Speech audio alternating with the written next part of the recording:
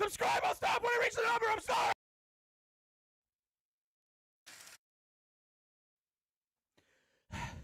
Hello, sir, you've been outside of my house for about 4 days now. Do you need something? Hello there, sir. I am Sonichu. I love you. What? I have been informed there are stories about me being spread by just some really rude people, some trolls. And I would like to give my side of the story if you are willing to listen. Yeah. My better judgment says call the police, but you are confusing me so much I need to know what's going on. Thank you for your kind heart. Now, first of all, tell me why I'm stuck as a virgin with rage. What? yeah, these no good trolls stole my PlayStation account password, and they said they would only give it back if I sent a video of me shoving my medallion up my ass. So I did. Dude, you can just call PlayStation Network to reset your password. Yeah, I found out that's true. That's the only way to do that. So I didn't have to do that with my medallion. How old were you? 27. No. I have the power! Feel my wrath!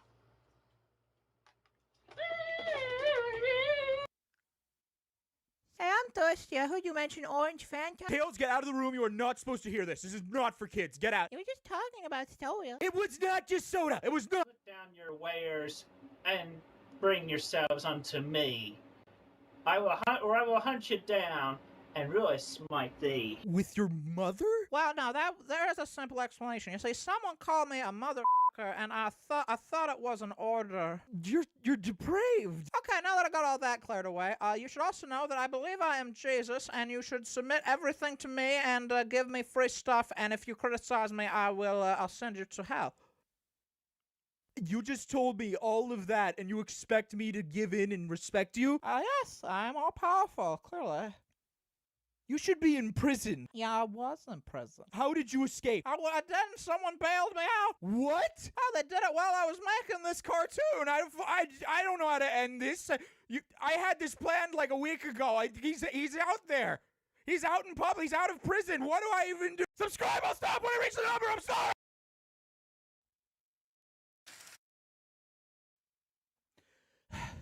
Hello, sir. You've been outside of my house for about 4 days now. Do you need something? Hello there, sir. I am Sonichu. I love you. What? I have been informed there are stories about me being spread by just some really rude people, some trolls.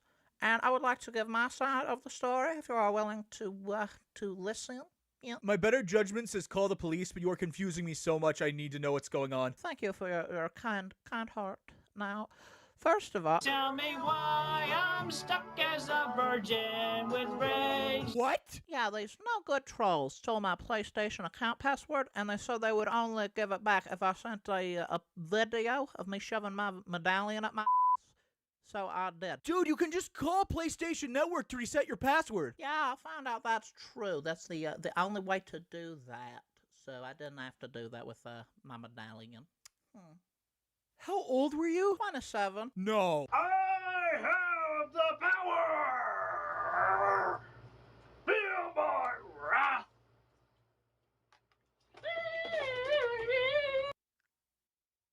Hey, I'm thirsty. I heard you mention orange Fanta. Tails, get out of the room. You are not supposed to hear this. This is not for kids. Get out. You were just talking about soda. It was not just soda. It was not. Put down your wares and bring yourselves unto me. I will hunt you down and really smite thee. With your mother? Well, no, there is a simple explanation. You see, someone called me a motherfucker, and I thought it was an order. You're depraved. Okay, now that I got all that cleared away, you should also know that I believe I am Jesus, and you should submit everything to me and give me free stuff. And if you criticize me, I'll send you to hell. You just told me all of that, and you expect me to give in and respect you? Yes, I'm all powerful, clearly. You should be in prison. Yeah, I was in prison. How did you escape? I didn't. Someone bailed me out. What? Oh, they did it while I was making this cartoon. I don't know how to end this. I had this planned like a week ago. He's out there. He's out in public. He's out of prison. What do I even do? Subscribe. I'll stop when I reach the number. I'm sorry. It is really weird that he's out of prison. I mean, now, I mean, this was released 5 months ago. So, I mean, now he's more out of prison. He's not even out on bond or anything like that. He's a free man. He could be go doing crack and nobody would be checking up on him. I just realized I didn't comb my goddamn hair. Yeah, my gosh darn hair. There we go. Good. The comb's right here. Watch me comb my hair in real time. This is why you watch a stream, right? Anyway, I like that cartoon. I like Goobus. I like Goobus a lot. You know what? Before I start, I'm going to recommend another cartoon that I just discovered.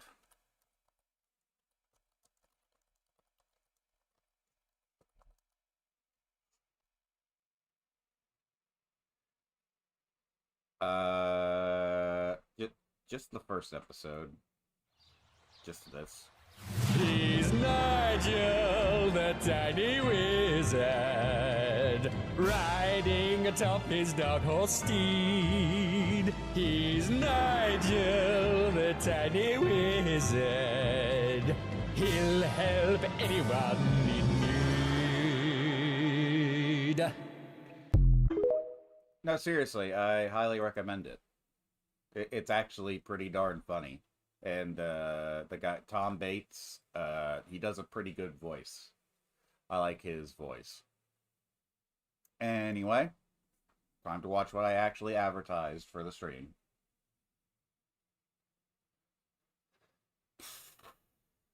Should I go ahead and wait?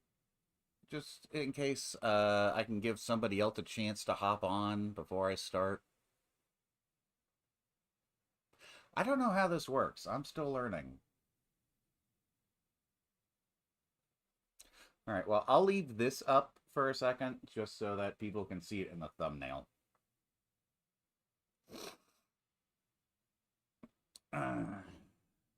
Instead of just my dumb face.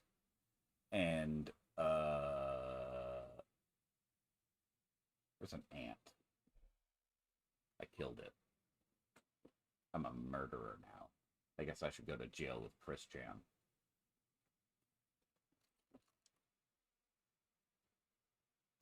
He's Nigel, the tiny wizard, riding his tiny dog horse steed. He's Nigel, the tiny wizard. He'll help anyone. I'm sounding like the monarch. He'll help anyone out in need. And also grab copy paper. You can never have enough copy paper. Can you tell that I've been catching up on Venture Brothers in order to watch the newest movie?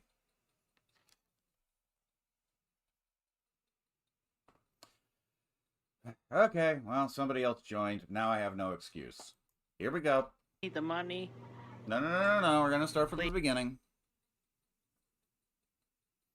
He's Nigel, the tiny wizard. What made her this way? He'll pay for his mistakes! What is the attraction? What keeps us fascinated? This is the story of Chris Chan. I never noticed his belt buckle before. Anyway, back to picture-in-picture you go.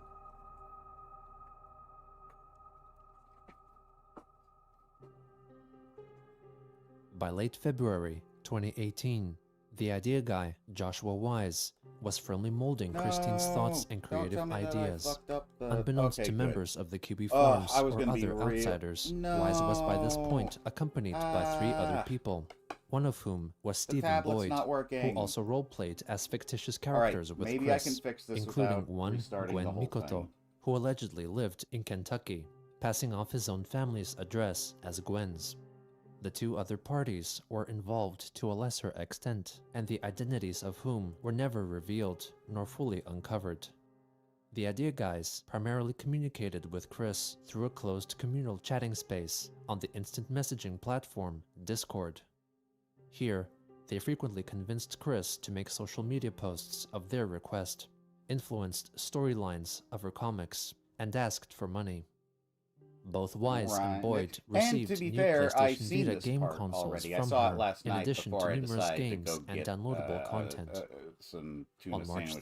3rd, Chris I like purchased a tuna. GameCube Game Boy player for $80, which would allow gamers to play Nintendo Game Boy cartridges on the Nintendo GameCube. In addition, she bought 2 GameCube games. Yeah, isn't that the point? These purchases were directly sent to Stephen Boyd under the pretense that they were to be received by his fake persona, Gwen Mikoto. On March 9th, the Idea Guys encouraged Christine Fast to and film Loose. a new I house probably tour shouldn't video have for their started amusement, up Photoshop which was before shared the with them import was privately. done. Hello, on the internet. Hello? This is Christine Chandler Is coming it to you me live from home you're once looking again. for? And today, giving y'all an Hello? update. We're gonna take a tour of the house as it I'm real currently excited is. about it. All right, cool. So, the VHS Good, tapes good, from good. Mr. C's collection and some of mine. And there's the PlayStation monitor. And look, I found the Holy crap. C64 monitor today. Yep, How there's old are my you? How do you have one of high those? school I don't and have one of my, those. House. There's I'm definitely older than you, and my I don't house, have one of there's those. Susan's house, there's Spooky House, and It's a spoopy I house! just kind of lost track along the way, and yada yada yada.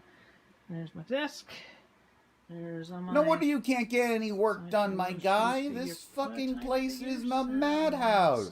YouTube there, just because for now. It still looks like And this. Standing to draw nowadays. There's my back up bit. There's my easel and canvas. This is making me sweat. see Just, some I mean, things granted, I just Uh, drank half a on the pot of coffee, but board on like the just clipboard looking on at this top. is making me stressed out. I'm used to. I've been used to clutter type things. Whatever. Um, And not like once did you think of getting a tablet, my guy. Okay, yes, good, it's- good. You're right it's there with locked. Doug Walker. Okay. Glad to know. Hard to get to the back door, but Gonna Well, stick there's with your your there's number 8 filing micron cabinets, pen or whatever you use. washer and dryer right there. And there's my bedroom. Just there's bed. Okay. You haven't even Mm. upgraded to Nobody else does. a I proper think we do blue that today. pencil or anything like Yeah, that. I So, might. okay. Ankle and wrist weights up there, along with my waist sensor that sweats it out from the belly. There's lesbian. There's my lesbian. There's my transgender flag. Here's my lesbian pride Finish flag. the sentence. I- Couldn't even finish. This is my alarm clock. This wakes me up about 6 a.m. It was my previous phone. Going upstairs, I don't want to talk much. What was If that my on top of, mother's a up rice there, I don't maker? want to get suspicious, but it's pretty I much guess where it my was his mother is, our printer, dogs, whatever. sometimes our cats, and she's got mostly boxes of her clothes up there. So I'll just go with Gosh that darn and it. just look. That, what do I start? I might as well. See, well, I had to close out the previous one. All my other images I was going to look at to give myself ideas. So now I gotta This would just be the start guest room really if they clean. didn't store a bunch of our stuff in here. Jesus Christ, this is such a There's nightmare! craft room. There's a hutch. In front of Well, I gotta draw something so I don't get copyright claimed. picture there. I need to name this something. Photograph of my mother from many, many years ago. Um, Kind of last what was a bedroom and all its love and glory is The now back room. more boxes. Half this room is occupied by full my mother's of boxes. Look, space. clothes. Closets full of more. Like, clutter, this guy would be things. perfectly I'd like to be comfortable able in the to- back rooms, I feel. Like, there's just so much space everywhere. Yeah. You'd never run out of so- space to pack your Clutter, crap. You wouldn't even mind sharing the space with the So pretty creepy much, tape dude. ending in what was my bedroom. That's pretty much it for the inside I'm the house sweaty. tour. That's why as it my is hair today, is wet. What's your so- excuse? Yep. Thank you very much, and have a good day. Where is that button? On March 14th, Oh, Chris too made a soon. YouTube video informing her followers that she was selling a collection of comic books on eBay that were What? previously in the ownership of her half-brother, Cole Smithy. In the video Oh, description, good, 'cause she he claimed that definitely half wants of to the be involved proceeds with would go this. to Smithy. Hello, everybody. He's This made is it Christine perfectly Chandler clear that he coming to you wants to live be from home involved once with your again. family in And today I every offer you a single very possible special instance offering. that you mention him. Not just a whole bunch of comic books. Look at all of them. Huh? Very, very old and lovely. If you're comic watching books. this and you But don't some know what I'm age, talking remember, they're about, always bright JK, good he condition. hates And this there's entire more over here family's in this guts. box. And And, it's kind of pathetic believe it or how not, Chris Chan keeps trying to reach These out to him, books and were I all almost by none other than and with feel sorry official for him. confirmation too, because Also it was remember, also Chris in the is box, really mean. which I dug out of the workshop recently. Mr. Cole Smithy himself, huh? But right now, also, I'm gonna turn this over to my mother. Now, Barbara Ann Weston Chandler, do you personally recognize all these comic books in front of you? Yes, I do. And do you attest that they each belonged to at one point to your son, I'm not Joseph going to Cole bother Smithy? watching Yes. at this point because it bothers me And how much he not only refuses that, to but fucking With blink. each book, you're gonna get a signature from this lovely old mama of ours, Did you hear that? and a certificate of authenticity that backs it up definitely and so orderly. Each of these books belong to Mr. Joe Cool Smithy himself. These will be going on eBay, each with their own individual listing, and for the average current selling price from everybody else, you have my official guarantee. You also have my mother's official guarantee. Yes. Alright, thank you all very much for your consideration and helping us with the household and the bills and everything. Y'all have a great, safe day. Chris then listed the comics on eBay at $30 to clearly $40 won't. each. Over Twitter, Christine elaborated that Cole Smithy had closed himself off from her and their mother, so Chris had Oh, many good wrong rights button. to sell his possessions, since he was an asshole to them. She added that she did not contact Cole before selling the comics, as he had left them behind, implying he did not want to keep them. On March 5th,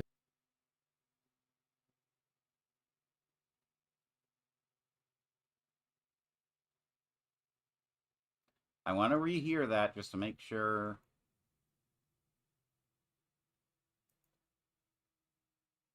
Jesus Christ.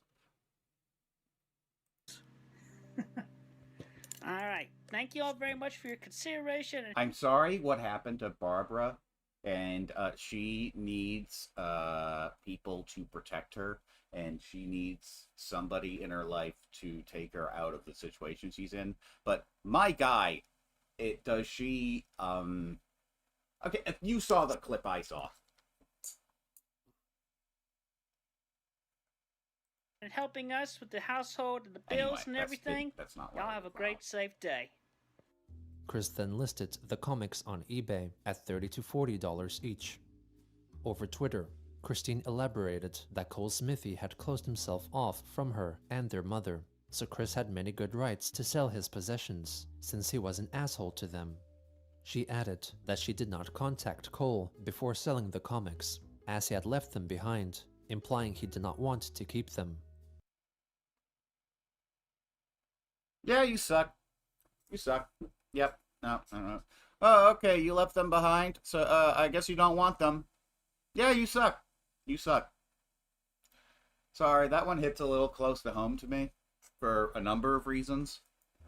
On March 15th, That's pretty sucky. Chris listed 17 PlayStation 2 games for sale on the Facebook Marketplace for $200. Whoa, whoa, whoa, whoa. Aeon Flux had a video game? Hang on. Cole Smithy had closed himself off from her and their mother, so Chris had many good rights to sell his possessions, since he was an asshole to them. She added that she did not contact Cole before selling the comics, as he had left them behind, implying he did not want to keep them. On March 15th, Chris listed 17 PlayStation 2 games. There was an Aeon Flux video game? When? How?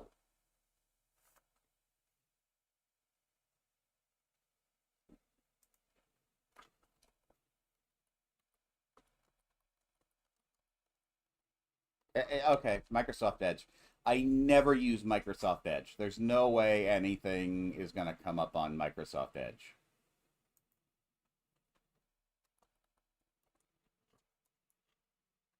I'm using it because I never use it. So there's no way some weird thing is going to come up. Ew. Russell Brand. Ew. Fuck him. Anyway, Aeon Flux PS2. Holy shit. Just gameplay. I just want to see the gameplay. I don't... Okay, well, that's obviously not right. This is your season to smile. With new Shut up. denture.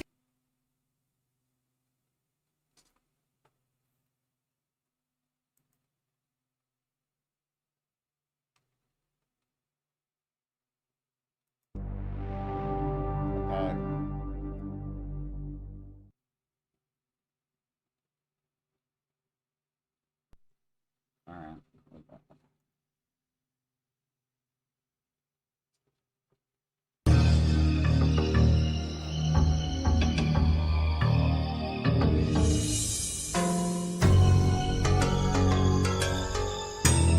Okay, I might actually get copyrighted for that.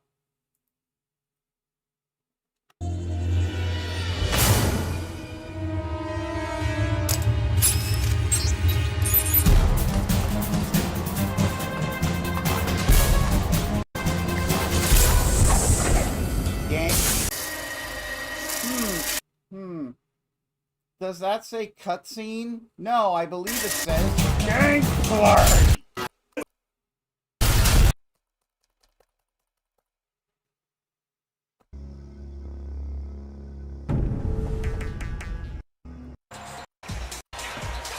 Yeah, give it all to them. No, hold some. Allow them.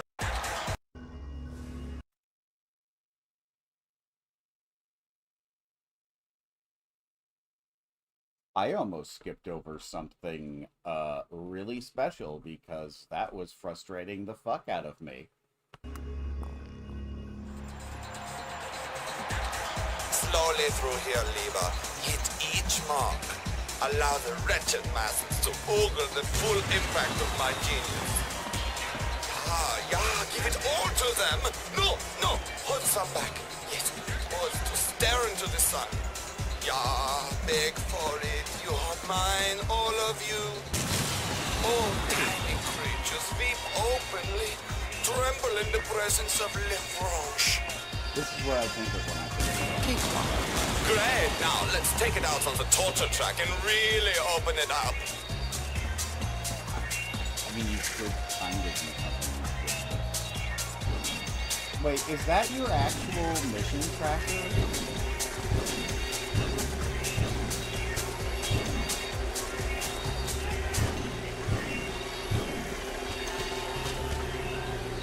This is all timing, you know. Timing, have you heard of it? Jump when you hit the barrier and you will fly. Oh, that looks like a fun mechanic. I love only being able to double jump when I hit a specific object. Why? Okay, is this seriously what the whole game is like? Bullshit. No. Okay. Forward, side to side, up. Each more spectacular than the last.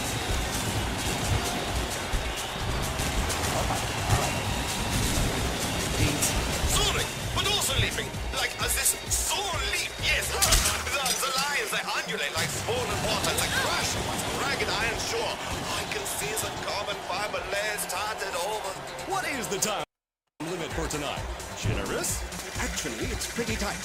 Models are allowed only a few minutes between rounds to fully display the glamour, beauty, and lethal efficiency of their designer's new battleware collection. If they... Are you gonna do any spy stuff?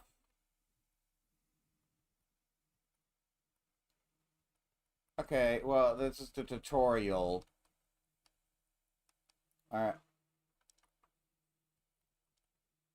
Alright, well, that's an interesting choice. Okay, here we go, let's start shooting up some bad guys. What's this game like when you start shooting up some bad guys? You're not authorized to be in this area. Let's get crazy. Sound the alarm. Activate security turret. What have you done now? You'd better get moving. Series that introduced weird clone nonsense along with catching a fly with your eyeball.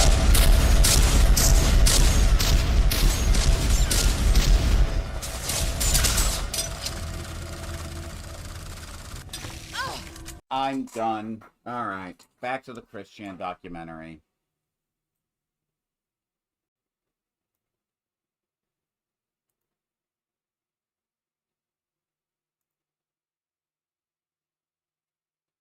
Games for sale on the Facebook Marketplace for $200. The next day, she went to the game streaming platform Twitch to stream herself playing the racing game Burnout Paradise Remastered. That helmet too big for your head. Smashy, smashy! Smashy, smashy! Smashy, smashy, smashy! Oh, you didn't get me that time. Slow down, just in time. Just in time. Step in time, step in time, step in time. Never need a reason, never need a rhyme. You're not gonna find. Wait. Whoop, whoop, whoop, whoop, whoop.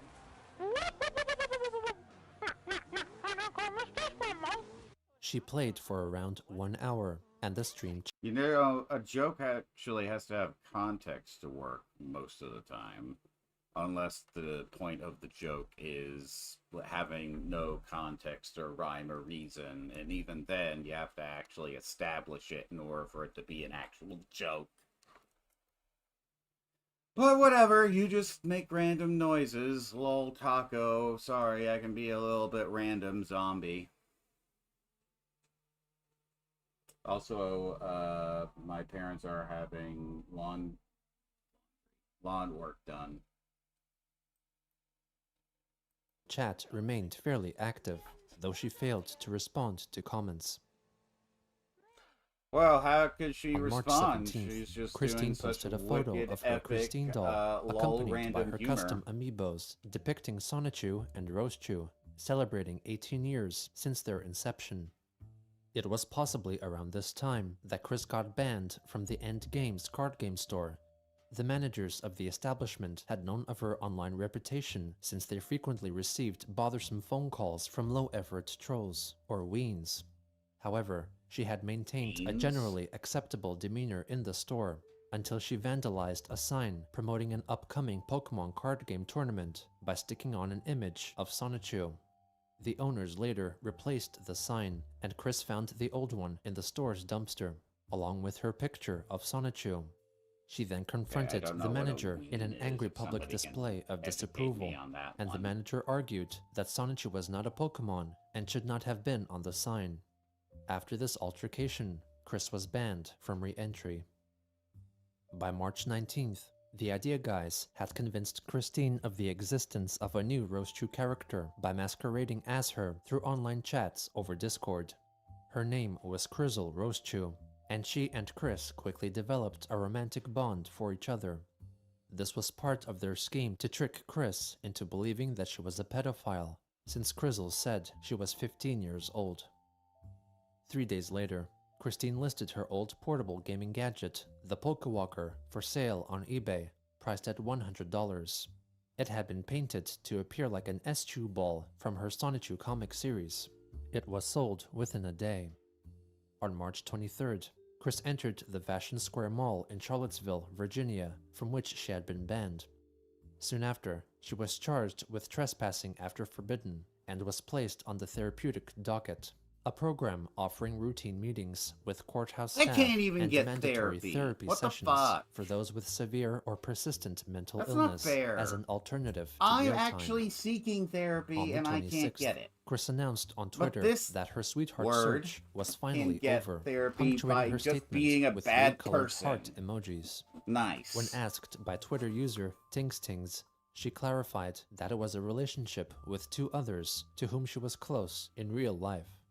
In truth, the Idea Guys made her believe that she was in a polyamorous marriage with Krizzle Rosechew and Magichan Sonichu.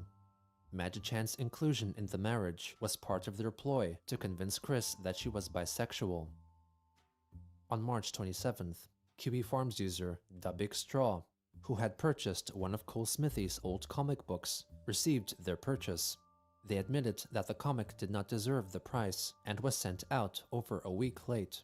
But their main item of interest was the certificate of authenticity that was allegedly signed by Christine and her mother, Barbara. Da Big Straw argued that Chris had forged Barbara's signature since they both looked strongly alike. They sent a complaint to Chris over eBay. She quickly replied, stating that she would be filming a video showing both herself and her mother signing their names. I can see you being the suspicious, video was uploaded but on March 28th. I've seen past this part, and so I wouldn't put it past him doing something like that. You'll be there in a bit. I have the camera running right now. I guess it's talked the about right signature. signatures. So everybody right here, this is my mom, Barbara. And what we're doing today She is... has given up the apparently ability to there's a blink complaint from in customer order Bertrand. to Red light here. still Like, be alive. Miss muster it. Light. Light. That was the light. Light's not turning on that one. Where is it? There's my mom, Barbara Ann, and I'm giving her my pen. You see? And she's signing her name and dating today's date. Shoot. What's today? I didn't check. Yeah, I believe today is the 28th. Yeah, there you go. It's 20th. So go ahead. Alright, so yeah, you just wrote that, and it's... Alright, and now I'll sign it. We're doing this today because somebody complained about my mother's signature not being legitimate compared to mine, so there's my mother's signature. She just signed it, and here's... Hey, wait a minute! My signature. How did I not notice that before? Yes, y'all can see there's mine She's and not... my mother's. There's differences. Oh, for fuck's sake. So that's what our signatures look like respectively. Okay? And, You didn't Mommy? film it. Oh, hello? Was I just not looking? 20th, so go ahead. Alright, so yeah, you just wrote that, and it's... Alright, light's not turning on that one. So everybody right here, this is my mom, Barbara. And what we're doing today is... Was I just straight up not paying attention? And... Red light here. If I can muster it. Light. That was the light. Light's not turning on that one. Jesus Christ. Her stare still freaks There's me my out. mom, Barbara Ann, and I'm giving her my pen. You see? And she's signing her name and dating today's date. Shoot. What's today? I didn't check. Yeah, I believe today is the 28th.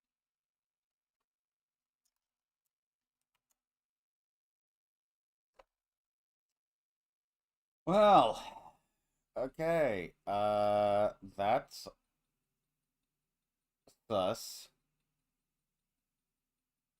I was kind of giving you a pass on that one, Chris, because why the fuck would you lie about something so stupid and arbitrary and not important in the slightest? Like, even if she wrote an X, it would be legally binding, you frickin' weirdo.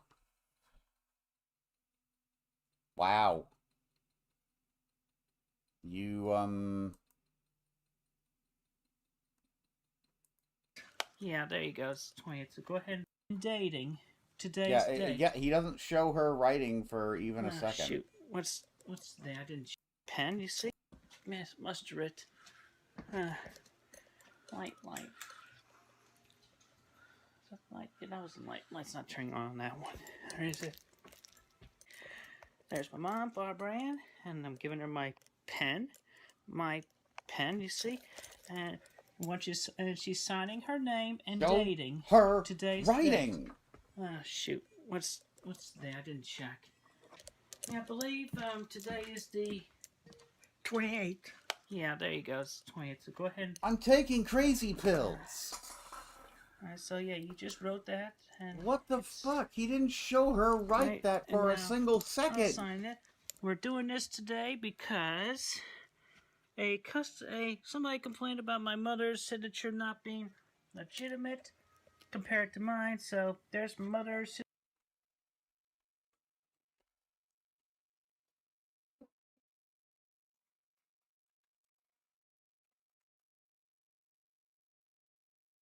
You saw her do this. You have any idea what that... Look, okay. All she was doing off screen was this. See, watch. See? Like, we saw her hand, but it was just... All it was doing was this. You can see what I'm doing on screen. This is nothing.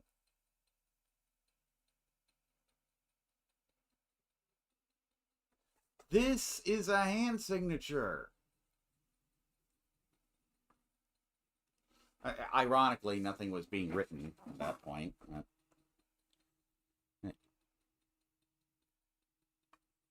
Well, yeah, boxy doodle, and the box and the thing.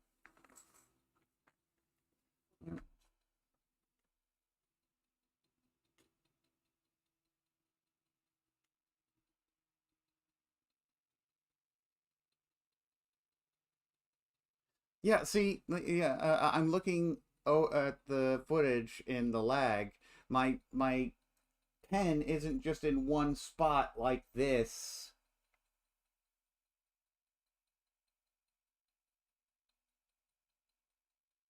Like, you know, we're in a cartoon.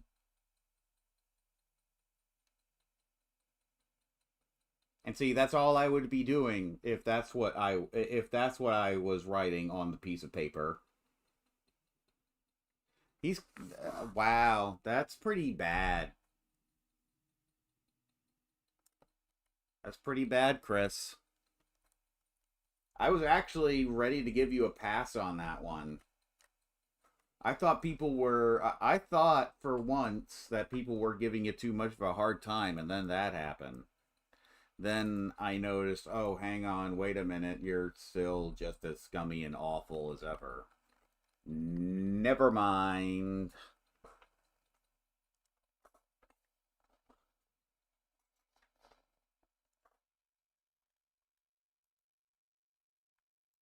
Signature, she just signed it. Oh, and how interesting that you have a perfect angle of you signing it. This is so pathetic. I'm gonna make myself some coffee. I wasn't going to at first, but I could go for it. I could go for some coffee. Signature. My signature.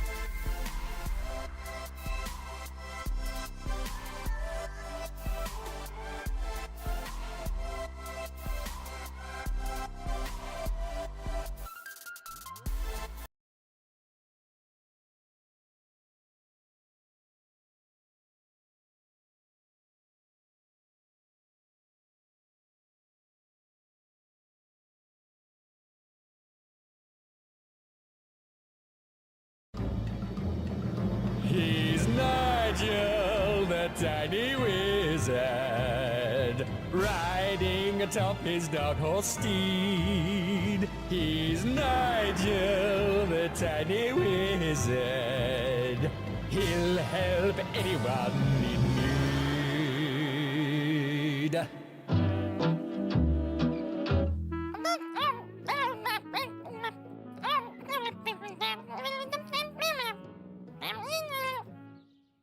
Hello. Yes, mate, hello. I'm looking to do an extension on my cave. And all I need is something to blow the back wall of my cave out, that's all.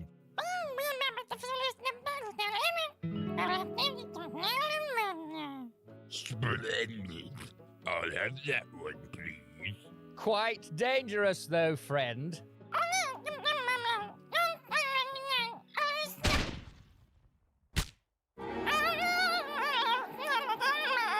No, Nigel, he's not dead. He's in shock from the trauma and blood loss. He'll be fine.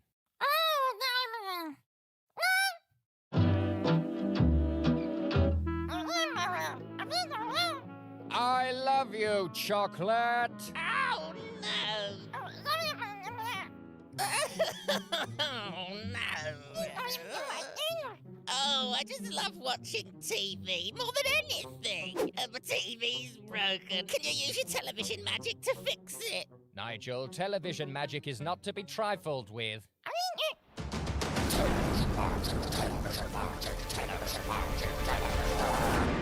Are you all right, Nigel, friend?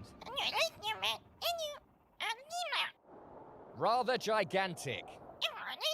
Behind you, I'm inside the TV. All right, this is the best thing that's ever happened to me. Thank you both. You've made my life complete. I love you, Chocolate.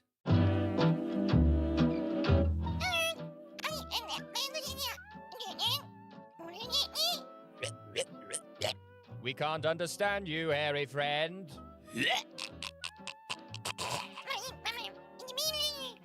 A gargantuan hairball.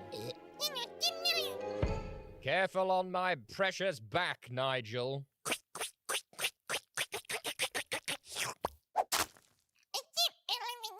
Oh, much better. Thank you, chaps. Oh, now my throat feels just silky smooth. Swallow that spit with ease. Now I can go back to treading the boards in my role at the hairy opera. La-da-dee, la-da-doo, la-da-dum.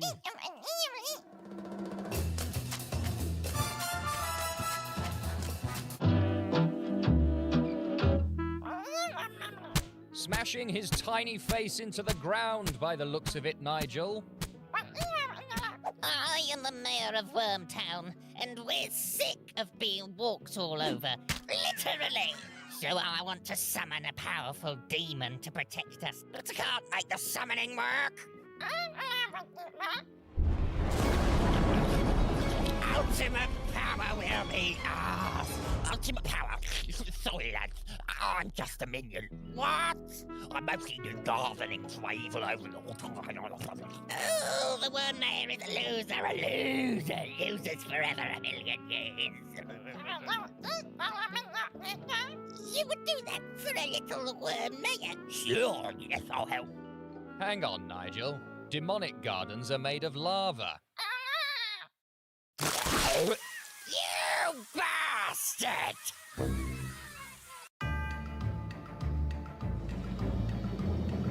He's Nigel, the tiny wizard, riding atop his dark horse steed. He's Nigel, the tiny wizard.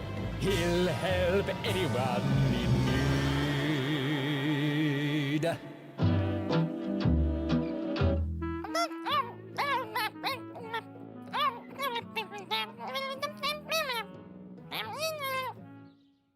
Hello.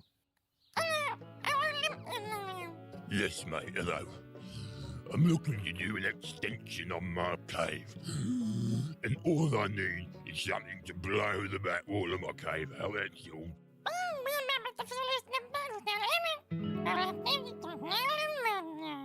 Splendid. I'll have that one, please. Quite dangerous, though, friend.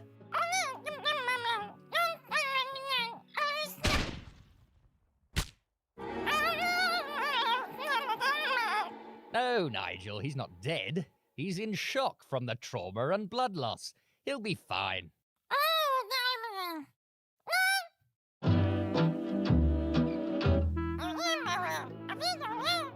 I love you, Chocolate. Oh, no. Oh, no. Oh, I just love watching TV more than anything. My TV's broken. Can you use your television magic to fix it? Nigel, television magic is not to be trifled with.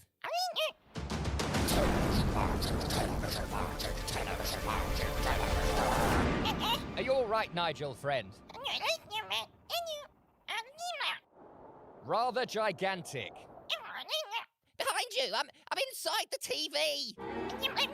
All right, this is the best thing that's ever happened to me! Thank you both. You've made my life complete. I love you, Chocolate.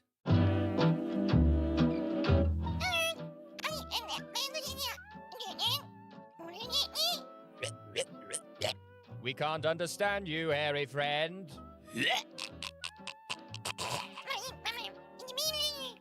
A gargantuan hairball. Careful on my precious back, Nigel.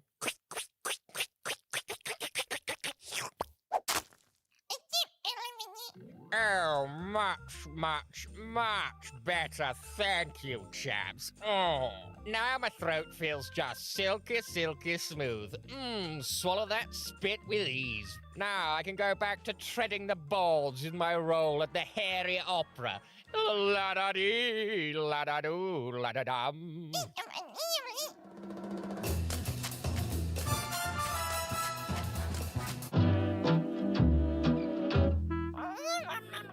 Smashing his tiny face into the ground by the looks of it, Nigel. I am the mayor of Wormtown, and we're sick of being walked all over. Literally! So I want to summon a powerful demon to protect us, but I can't make the summoning work. Ultimate power will be ours. Ultimate power. Sorry, lads. I'm just a minion. What? I'm mostly just gardening for evil over the... Oh, the worm mayor is a loser. Losers forever a million years. You would do that for a little worm mayor? Sure, yes, I'll help. Hang on, Nigel. Demonic gardens are made of lava. You bastard!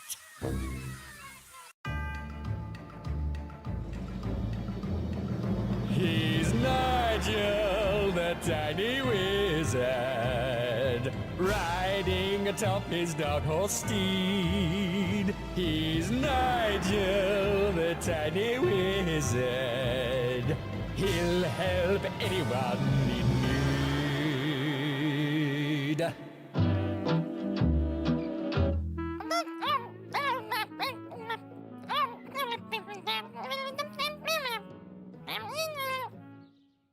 Hello.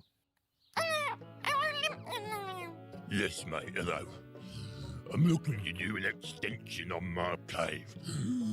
And all I need is something to blow the back wall of my cave out, that's all.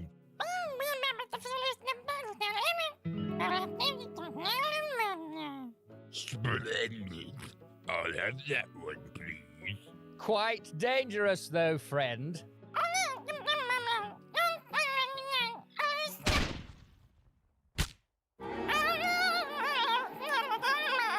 No, Nigel, he's not dead. He's in shock from the trauma and blood loss. He'll be fine.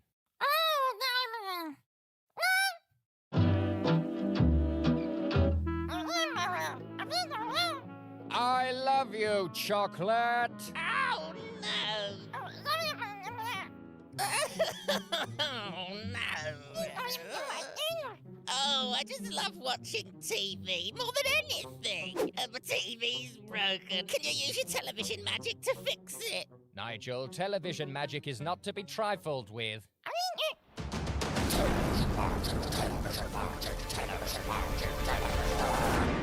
Are you all right, Nigel, friend?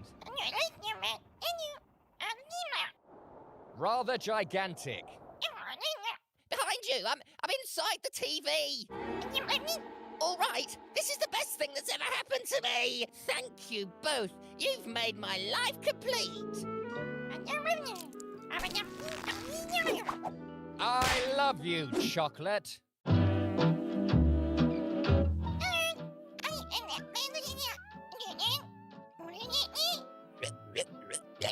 We can't understand you, hairy friend.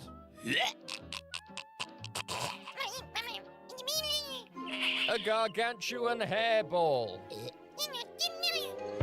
Careful on my precious back, Nigel.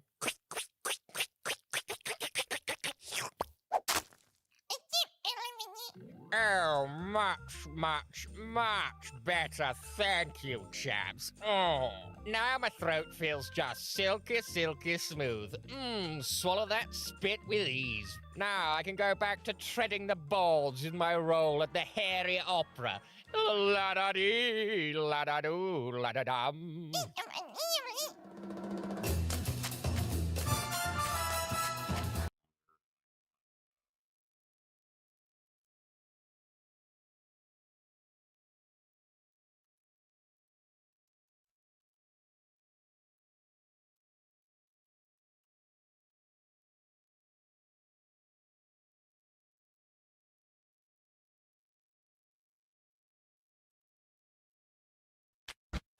Yeah.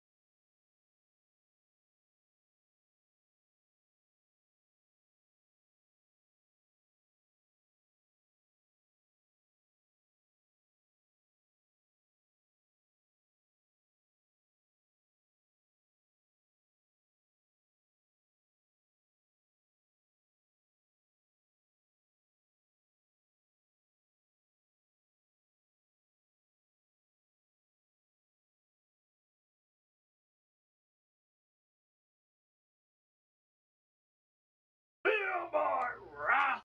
Subscribe, I'll stop when I reach the number, I'm sorry!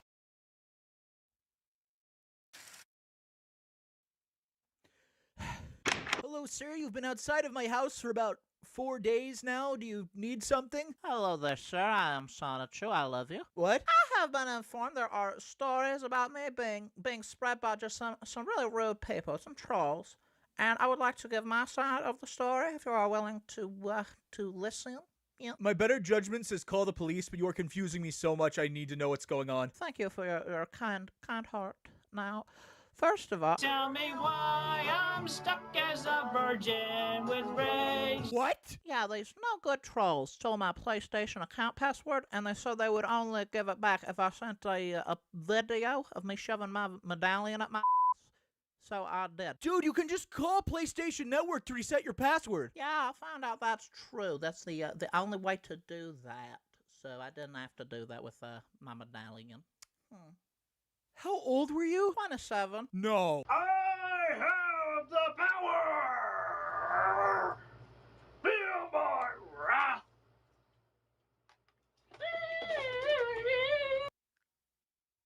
Hey, I'm I'm thirsty. I heard you mention orange Fanta. Tails, get out of the room. You are not supposed to hear this. This is not for kids. Get out. You were just talking about soda. It was not just soda. It was not. Put down your wares and bring yourselves unto me. I will hunt you down and really smite thee. With your mother? Well, no, there is a simple explanation. You see, someone called me a mother, and I thought it was an order. You're depraved. Okay, now that I got all that cleared away, you should also know that I believe I am Jesus, and you should submit everything to me and give me free stuff. And if you criticize me, I'll send you to hell. You just told me all of that, and you expect me to give in and respect you? Yes, I'm all powerful, clearly. You should be in prison. Yeah, I was in prison. How did you escape? I didn't. Someone bailed me out. What? Oh, they did it while I was making this cartoon. I don't know how to end this. I had this planned like a week ago. He's out there. He's out in public. He's out of prison. What do I even do? Subscribe. I'll stop when I reach the number. I'm sorry.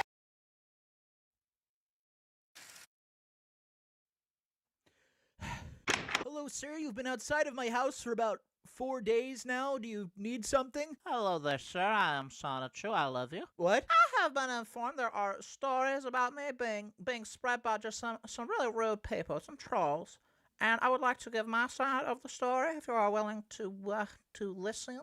Yeah. My better judgment says call the police, but you are confusing me so much I need to know what's going on. Thank you for your kind heart. Now, first of all, tell me why I'm stuck as a virgin with rage. What? Yeah, these no good trolls stole my PlayStation account password, and they said they would only give it back if I sent a video of me shoving my medallion up my ass. So I did. Dude, you can just call PlayStation Network to reset your password. Yeah, I found out that's true. That's the only way to do that. So I didn't have to do that with my medallion. How old were you? 27. No. I have the power! Feel my wrath!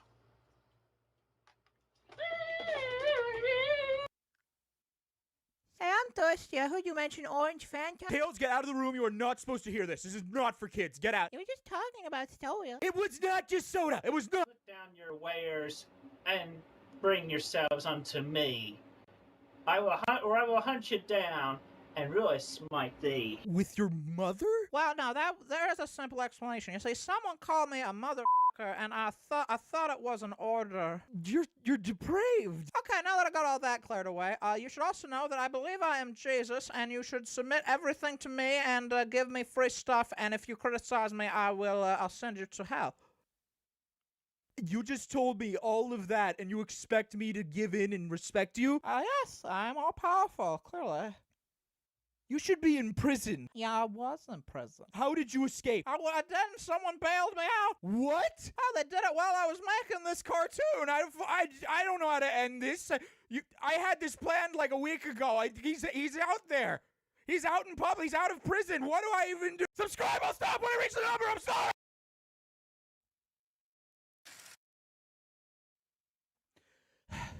Hello, sir. You've been outside of my house for about 4 days now. Do you need something? Hello there, sir. I am Sonichu. I love you. What? I have been informed there are stories about me being spread by just some really rude people, some trolls, and I would like to give my side of the story if you are willing to listen. Yeah. My better judgment says call the police, but you are confusing me so much I need to know what's going on. Thank you for your kind heart. Now, first of all, tell me why I'm stuck as a virgin with rage. What? Yeah, these no good trolls stole my PlayStation account password, and they said they would only give it back if I sent a video of me shoving my medallion up my ass. So I did. Dude, you can just call PlayStation Network to reset your password. Yeah, I found out that's true. That's the only way to do that. So I didn't have to do that with my medallion.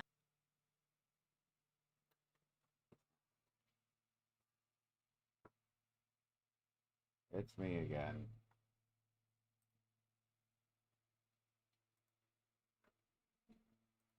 Back to the misery. Oops, there goes gravity. Oops, there goes this guy. And I'm here's glad I have coffee now. my signature. The clipboard's transparent, but as y'all can see, there's mine and my mother's there's differences, so that's what our signatures look like respectively. Okay? I would argue he still said signatures. And, Mommy? Well, hello? Hello. See? Here she is. Okay. Alright, thank you, dear. Okay. Alright, so hopefully y'all take that for a good lesson, and, talk to y'all next time. On the final day of March, Chris received the results of her genetic makeup after being encouraged to take the I test almost from want to skip genealogy over testing this site part. 23andMe by the Idea Guys. She discovered that she had trace amounts of Jewish ancestry and so deeply And black. apologized over Twitter for the hurtful comments she had made at Jewish people, including owner of the game place, Michael Snyder. That's just She later what they updated needed. her followers An that she also had excuse. some African ancestry. In addition, the test showed that contrary to her claims, ancestry.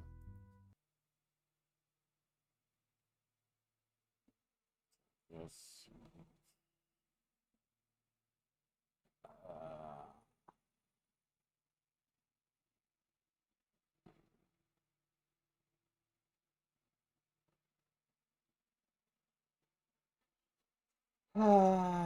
In addition, the test Oop, showed there it that is. contrary to her claims, she had no trace of Native American DNA. She soon after made a YouTube video updating her fans with this development. And apparently, about 100% European.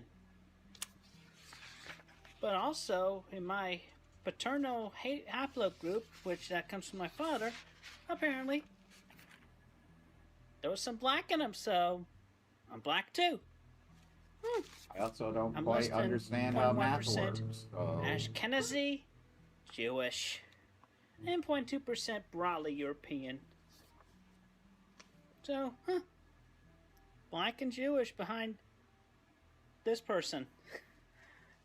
This individual right here. I'm black and Jewish. It makes a little bit. So, I'd be more on the inclined first, to on the believe highlight Jewish, of but that, okay. I'm definitely taking the first preposition to address. I personally wish to extend my apologies, my most sincere apologies to every single Jewish individual in this world and everywhere else for saying all the hurtful things I had said in the past over the years. And also, I extend the same apologies to the black people. I never really had any offense against black people, mind you. I'm a fan of Michael Jackson. I'm a fan of Louis Armstrong.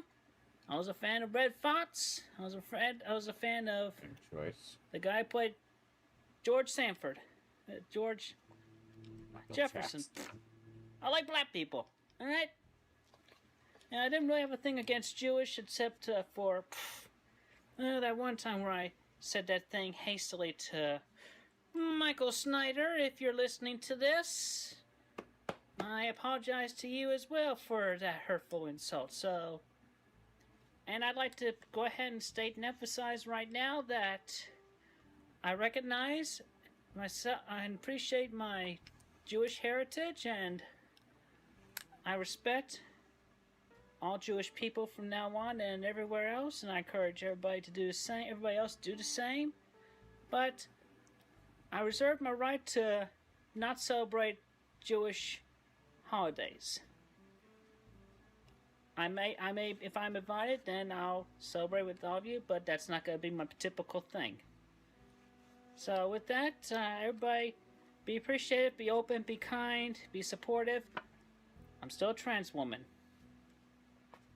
Okay? Alright. On April 5th, Christine listed more of Cole Smithy's old comics and other childhood items for sale on eBay. She displayed the listings in a YouTube video uploaded the same day. We definitely have one-of-a-kind, unique items here. They're going to be a great buy, a great investment, and they'll each come with a certificate of authenticity, individually marked from me and our mother, Barbara Chandler, with our names on them, and that's personally verified. And some of these actually have Cole's signature on them. He has a whole bunch of Kiss stuff. You just take a look in here and you see there's some good Kiss memorabilia. Oh, and also, a comic book I missed. It's super special. Gish. All the pages in there and everything. He drew a bunch of mazes. There's his initials right there. You could definitely compare that to previous thing. And here's one more folder. It's boring. Just random this and that's. Another maze. Anyway, so that's pretty much it for now. Okay, thank you. The folder containing Kiss memorabilia was quickly sold for $150. On April 6th, Chris posted a new drawing in which she, in her Quickville human form and her Sonichu form, apologizes to all women of a smaller breast size. Ladies and gentlemen, I'm taking a moment to offer my respect and kindness to all women who are and remain flat-chested. The true beauty and essence of any individual woman is on the inside from their personalities, respectively, mind, heart, and soul. Breast size never makes a woman who they are, so I, Christine Weston Chandler, salute and acknowledge the flat-chested women. Y'all are prideful. Y'all are good people. Thank you. On April 8th, why do you have to Christine acknowledge it in the engaged first in a place? lengthy It's like that conversation stupid over white Discord knight with the thing idea of guys. where Joshua Wise mainly portrayed call Fiend, women an evil character from the females. Japanese It's like, anime it's not series respectful, Sinful it's Gear, just and weird. Stephen Boyd played Gwen Mikoto. After making Chris believe that she was a pedophile, they demanded that she pay them $20,000, or else they expose her pedophilic thoughts to the public. When she objected to their demands and harsh words, Wise as Fiend posted an image of Kadingir, a super weapon from Symphogear, claiming that if Chris did not do as she was told, the weapon would fire at the moon, destroying it, with the potential of hurling debris at Quickville. Chris belittled Fiend's weapon, writing that she could fit it inside her urethra, with room to spare. Fiend called her bluff and fired at the moon. As Wise described a moon chunk falling towards Quickville, Magi-chan, also played by Wise, showed up in the chat and demanded that Chris do something to help, instead of crying in a corner and humping a plush doll of My Little Pony character, Twilight Sparkle. Chris denied these accusations and stated that she was instead protecting her city and nation with all of her soul. She yelled that she still had hope that they would survive. Boyd as Gwen appeared to brand her a liar because she allegedly lied about being a pedophile for years and claimed to have found child pornography on Chris's computer. She then accused Chris of lying about being a man and then a woman in order to have sex. Christine called Gwen a traitor for working with the enemy, since Gwen apparently was Fiend's student. Gwen said that she would abandon Fiend if Chris gave her $500. Christine stated that she no longer had that kind of money. Boyd as Gwen instead demanded that Chris sit outside to ponder about her abhorrent toxicity for a week, without food or toilet breaks. If she didn't comply, Gwen would blow up Quickville's dimension with a nuclear bomb. Chris wrote that she would commit suicide if the dimension ceased to exist. Wise as Fiend then claimed to bring over Chris's wife, Crizzle, who was furious at her for threatening suicide, something a real Sonichu would never do. Fiend then returned and claimed to have stopped the moon chunk from falling to Earth, and together with Gwen asked Chris to film a video apologizing to Gwen, which she delivered to them about 7 minutes later. Gwen? Oh, fuck it up, baby. This is gonna be crazy. I messed up. I'm a fuck up. You got me as a pedophile. One vagina. Enjoy the music in the background. I lied about too many things in my life.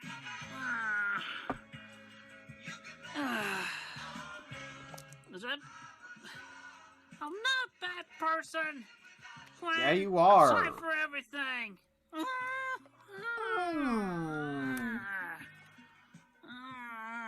I'm really sorry for everything. Since the idea Thank you for guys were not sparing me the satisfied whole with her video. offering, Christine offered something else. She showed them a picture of a large, spiky Sonichu penis she had drawn on the wall. Gwen asked her to show it to her mother. A few minutes later, Chris reported that she showed the Sonichu penis to Barbara, who was shocked and offended by it. She started to cry and then ran back upstairs. Jesus Christ, Chris I really then called hope he herself made that a up. butt-fucking champ. After some extensive disputes concerning Jesus the marital fucking position Christ. of If Quickville, that's true, Christine fuck asked to everything appoint about a few this guy consultants and and- advisors, including the Sonichu Just- form of her late wow. father, Robert Chu, and Anna McLaren, Chris's longtime friendly acquaintance. Her request to have Anna participate was rejected. However, it is likely that Chris indeed contacted Anna and told her about her current complicated situation. Anna may have gathered that Christine was under the manipulative influence of trolls and reported this information to Joshua Moon, or Null, the administrator of the QB Farms, in addition to other significant members.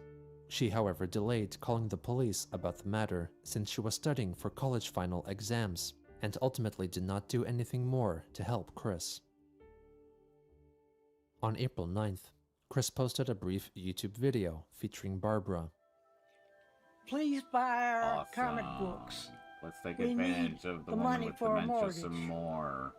We appreciate your help. Thank you. The next day, Chris tweeted that she realized with the help of her sweethearts that she was bisexual, so put up her large lesbian pride flag for sale on eBay because she felt she needed to buy a bisexual flag to match her new identity. It was quickly sold for $100. She later on changed her Facebook profile gender to bisexual transwoma. The following day, she apologized on her Patreon page to her supporters for failing to deliver any new Sonichu pages for over 2 months because she was busy catching up with the happenings in Quickville, but promised to return to completing Sonichu issue 12-9 soon. Chris elaborated on the conversation via a YouTube video uploaded the same day. Hey everybody, Christine Chandler coming to you live from home once again in response to the post I just made on my Patreon to give y'all a little bit of an update. That's definitely true. I have been catching up on a whole bunch of Quickville events. But anyway, to pretty much summarize it up, You definitely mean the imaginary place in that a you bit made of a up? quote. That's like saying I've Pretty been much how I'm catching doing up on the everything. events of... Alright! Shut up! Shut up! I hear you! I'm coming down! These Actually, I haven't finalized the name of my fictional universe, As she continued so to that's give not idea applicable. guys more gifts and money, while also falling back on mortgage payments, Christine listed more and more of her personal items for sale. This included her custom-painted Wiimote controller for the Nintendo Wii game console for $150. On April 13th, she posted her Bible on eBay for $200, but soon removed it since she did not find a spare that she could keep for herself. Later that day, she listed 2 vintage Transformers toys that were real, personally so signed by her. guess I'm not a After several fans sociopath. complained that Go signing her me. name devalued the products, she removed her signatures. Chris promoted her eBay items in a short YouTube video. Hello everybody, this is Christine Chandler coming to you live from home once again. Please, please, please, buy the things I'm listing on eBay right now. My mother and I No really way. need the money. Please help us immediately. Nope. Thank you. On April 14th, she listed her Manchester High School amethyst graduation ring for sale, first for $1,000, then for $10,000. Soon after, she changed the price again to $5,000. The next day, Christine posted a YouTube video titled "Dick Licker, That Is I," in which she fervently licks the drawing of Magi-chan's penis on her wall.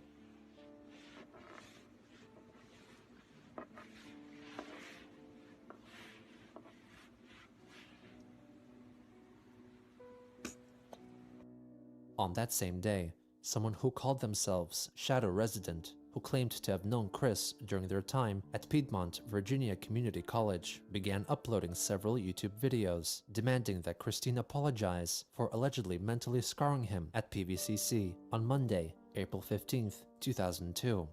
His videos are no longer available, but they featured minimal imagery and him whispering his message to Chris. In the comments section, he wrote that he was not able to send these demands earlier because he was in a mental ward for 10 years because of Chris's scarring. According to a comment he left on the Dick Licker, That Is I video, Shadow Resident implied that the aforementioned video was made on his request. You hear Chris, something however, after rejected a while his claim and confessed to land. making the video on her own volition. The following day, Christine wrote on Twitter that she apparently remembered the identity of the so-called Ween who was addressing her online, and announced a forthcoming apology on YouTube, asking others not to reveal his personal information I don't know that one. or That's dox like him. the third time I've heard She that. shortly delivered the apology video.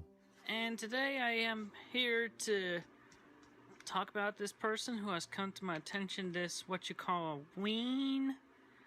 I'm here to verify personally I'm not looking it up. There was actual history with this individual. This guy is legitimate, not fake. But I will refer to him by his online alias. But anyway, it took me a whole lot of research and recollecting. But anyway, I had typed up everything I have about what I remembered. So, yeah, this guy was at Piedmont, Virginia Community College, Mr. Shadow Resident. I had taken his class in the spring semester of 2001. We were reading a bunch of short stories and critiquing them. I was very misunderstood on how to critique them, and I had wrote off tangent in my assignments and in responses. The Mr. Resident kicked me out of his class, only for a settlement to happen later where I met with him in his office to complete to finish the assignments with a better understanding on what the resource was. Anyway, so I had to retake the course the following fall semester, but with a different professor. And I remember giving Mr. Resident kind of a mental word association relation to Dr. Robotnik, because his personality type was similar to that of him, and he kind of looked like him as well. So I'll tell y'all the short story about what happened that day. On April 15th, 2001, I entered the classroom like any other day, feeling neutral and well. Then Mr. Resident tells me to leave the classroom. I was not welcome into his class. I picked up my book bag and left. The door closed behind me, and I was very upset, and I did not know what to do with myself for the next hour or so. I went up the hallway to the part PVCC by the auditorium where they had all the long tables unfolded, and I cried and I cried and I cried with my arms I cried like a bitch at Bronacon. Laying on my arms and just. I'm gonna jump in there and masturbate. Anyway, I eventually, much later, pulled out a piece of paper. Then I wrote what I did on there. I returned to the now empty classroom shortly after the class had finished, and I left a note with his name on it on the desk. And I had written something like, "You made me cry. I will never forgive you." Yeah, this Mr. Resident, You should have just stopped there.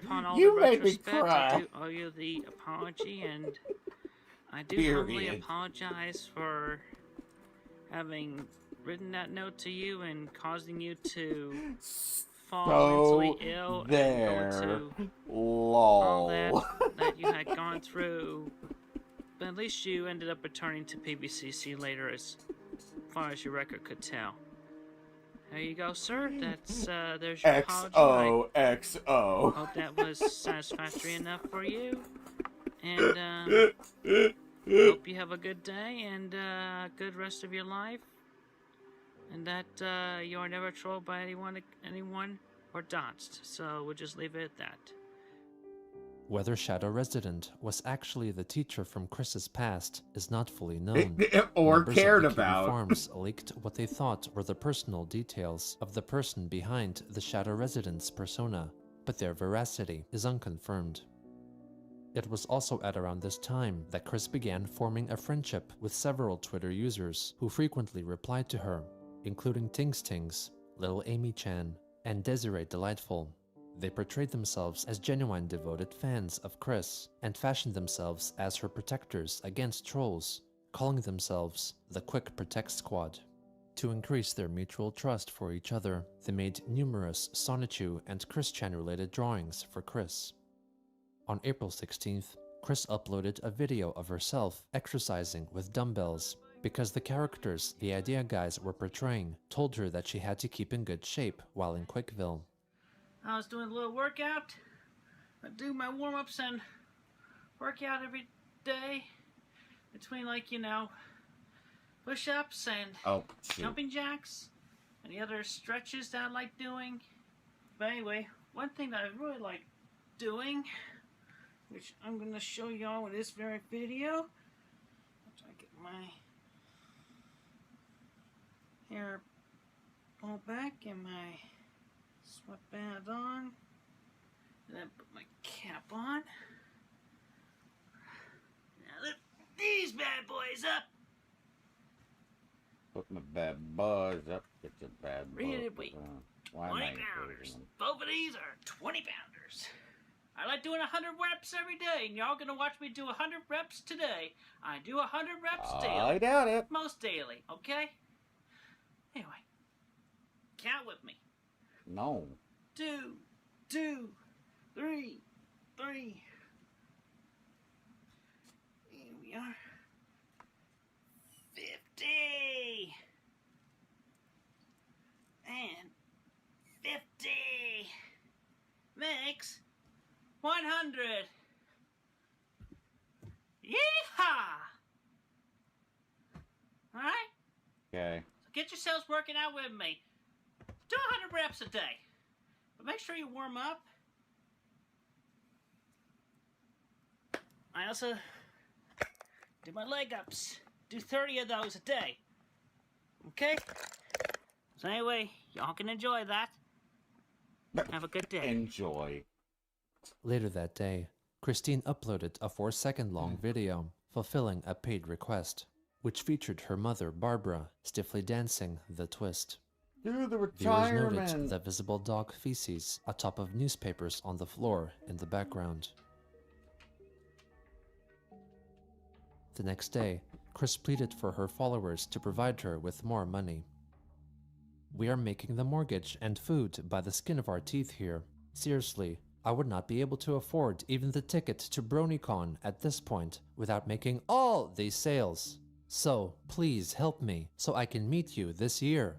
Please, buy now to help me get to BronyCon 2018. Money is tight here. If I don't make the money, I can't go at all.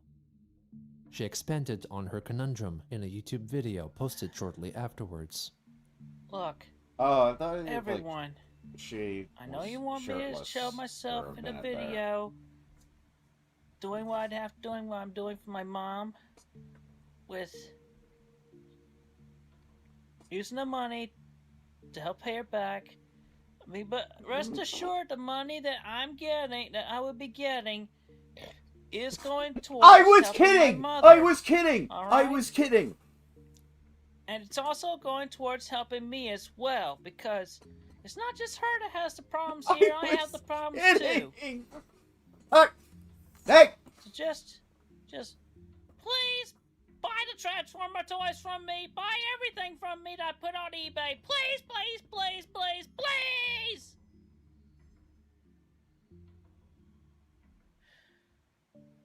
Wow. Later on, Christine wrote a string of tweets, likely being coerced by the Idea Guys.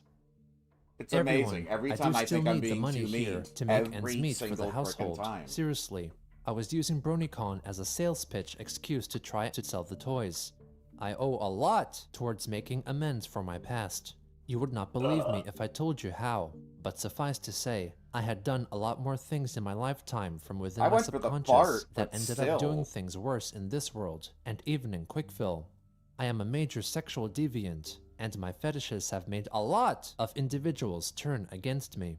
I have a long list of fetishes. I was just I'm making a fun of the furry. fact he was I like the scratching MLP himself ponies in the and video. equestrian girls and guys. I like all kinds of individuals. I like big breasts. I even like those as young as 16 years of age. I'm a porn addict. I'm even into scat and just in pee. case that wasn't I still enough, have you know, remaining, please, lingering please, jealousies please. of men, enough to subconsciously want to kill. I also do like Cybertronians, Autobots, and Decepticons alike. It is super bad that I may as well voluntarily register myself as a sex offender, and all this among others have affected my relations with everyone, every pony, and every bot. My years of repressed sexual urges have made my Sonichus and Roastchus essentially go hog wild all over the places, even to go around terrorizing everyone to get me some vagina. I also have a fetish for old people too, even my own mother, and I have a fetish for myself, where when I have the chance, I would have sex with my Quickville counterpart, and even my Equestria counterpart, Nightstar. Her sweetie, Cunty Nugget, was so handsome, he made me realize I was bisexual. He was like, wow! And now, thanks to my subconscious lingering jealousy, Cunty Nugget is dead now. My damned subconscious killed my Nightstar's lover. So much damage to a lot in this world, and even there in Quickville's dimension. That's what's been driving me crazy these past months. I was worrying over my nation and my species of Sonichus and Roastchus, and there is a lot to make amends, as well as reforming and redeeming myself. And Jesus Christ is not one who will be doing that for me. I must reform and redeem myself for the benefit of everyone. I had repressed myself for too many years, and the worst of that has cost a lot against me with everyone, and to you all and all of them. I have been very remorseful and sorry for everything. I wish to be reformed, redeemed, and forgiven by everyone. Not long after, Chris returned to Twitter to inform everyone that her account had allegedly been hacked, and that her previous tweets were not her words. Later again, Chris wrote that she was having an existential crisis and asked for help. From the events of these past few days, it became all the more clear that Christine was still under the control of bad actors. No one knew for the time being their true identities, the extent of their torment, or even the lengths they would soon go to use Chris's loosening grip on reality for their own amusement. How am I getting the wrong value?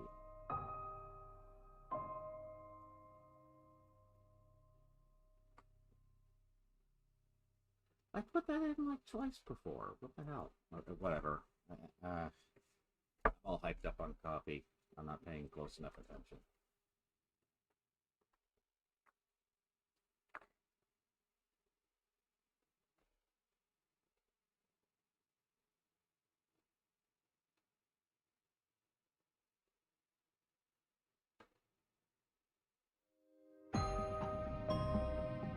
What made her this way?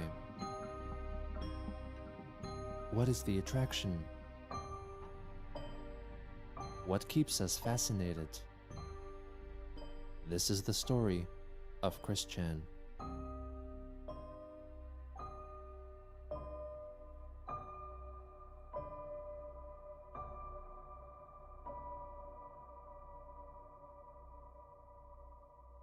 The music was different that time, right? I'm not imagining that. I'm not adding objects. Will somebody tell this PlayStation to stop this? Will somebody tell this PlayStation to stop this? We have debts, we have mortgages, we have toys to sell. Come on, everybody, buy this thing. $100, complete set, complete with certificate of authenticity. Come on, over here, ka-ching, ka-ching, ka-ching, ka-ching. On April 17th, 2018, Christine livestreamed a captain's log on the streaming site Twitch, which focused on promoting her items for sale on eBay. Why? Why? Why are you doing this to me? I didn't do anything to you. Stop it! I'm just gonna ignore these things. I'm gonna put the TV on mute. That's what I'm gonna do. Put the TV on mute. So I don't have to listen to these darn things. Keep it on, pumping you, it's definitely hard to find this complete set. Ah, somebody's calling me. You're declined. Guess what? You're declined. All calls will be declined. Despite the Alolan Pokemon Center theme going off, you're gonna be declined, so no friggin' telephone calls. Anyway, bye now. Bye now. Bye now, or I'm gonna separate this thing myself. On purpose. I'm gonna separate this thing myself on purpose. Alright, so anyway, you're buying that. That was priceless. And you're buying that, and I'm not listening to phone calls. I told you, no phone calls. Oh my god. Dude. No. That was great. Complete certificate of That was authenticity so for this. great. So you pay $100 for this complete set with certificate of authenticity for me, and you're paying $100 for this with certificate of authenticity for me. Go on eBay. Go on eBay. Buy these. Buy them now. Give you $200. $200. $100 for this. $100 for this. Can I get money doing this way? I give you money. We need I money. don't get Pay it. mortgage. Pay bills. Pay bills. Do this. Do that. Do that. Maybe go on. The questions all on me. I feel like I want to scream again. Okay, maybe not. Maybe my voice isn't loud enough. I don't I know. can pay bills so I can help my mother around here so she can afford to get her broken teeth removed. You're okay. I love you. I'll tell you what, folks. Here's a gift star. Here's Mr. I hope Bono. there's somebody else to Cutie take care of her Polo. other than Chris.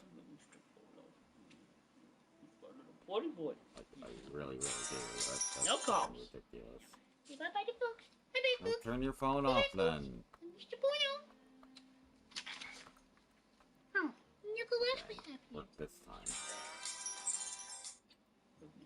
Turn your phone off. Put it on silent. Put your fucking cat down for starters.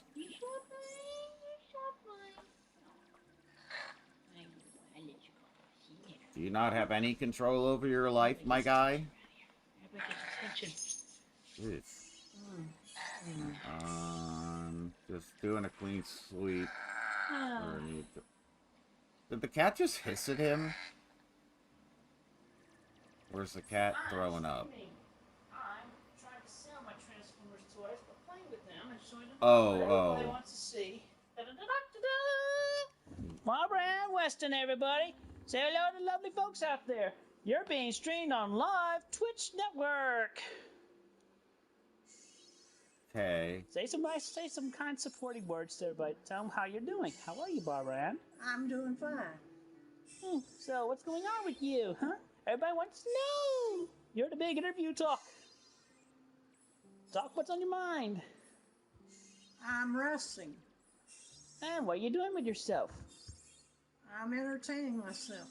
Jesus What do you Christ, like to leave her eat? alone. I like to eat fish and This chicken. is sad. Do you have any favorite fruits? Your bananas. You enjoy those bananas? Yes. And what do you like to drink? I like to drink chocolate milkshake. And what kind of milkshakes are these? These are This is even harder to watch now. delicious. They're meal replacement shakes. So, you want to give some kind supportive words to everybody, like, I don't know. Y'all do well, y'all do good, learn well, be educated and everything, that sort of thing. Give us some wisdom. I don't know any right now. Come on. You have a lot of wisdom in your head. What are you doing to me? Be smart. Act smart. That's all. Okay. Thank you, Mom. Love you. Love you. Yeah, that's actually kind of sweet considering her mental state. Come on, both arms. Okay, let me go. That's actually kind of nice. Wait a minute. Turn me loose, Mike. I'm thirsty. Come on. Just say Jesus once. Christ, leave her alone. You're supposed to say turn me loose, you silly goose. Turn me loose, you silly goose. Oh. You used to do that more flirtingly. Anyway, there you go, people. Flirtingly? Barbara What Ann the hell did Weston, you my just folks. say? That was her live on this show, and you will not see her again from the live streaming. So, there you go. You saw my mom. Now go on to my eBay shop and buy the toys. Help us. Help us. I am not rewinding to hear that again. I want to We share all, I heard it. gratitude. I heard it. One, I heard it clear as a bell. Thank you for buying this ring. Thank you for buying this ring. You paid me some money there, but we still need a lot more money. We have a hefty go to get to. But it does help. It does help very much. Thank you for buying this ring. And you are a true friend, and I will ship it to you very soon. Definitely. And also with that, I definitely transfer the powers from the ring into my medallion. No, back to our regularly scheduled light and program. I actually had that toy at one point. Also, you monster! My East Bay store in a few days. A whole bunch more. But we have to sell all of these first. So you buy all of these. Okay? So, go to my eBay shop. I'm gonna end Do this every very pet in your shortly. family a favor and leave the door open while you sleep so they can escape and hopefully find a better family.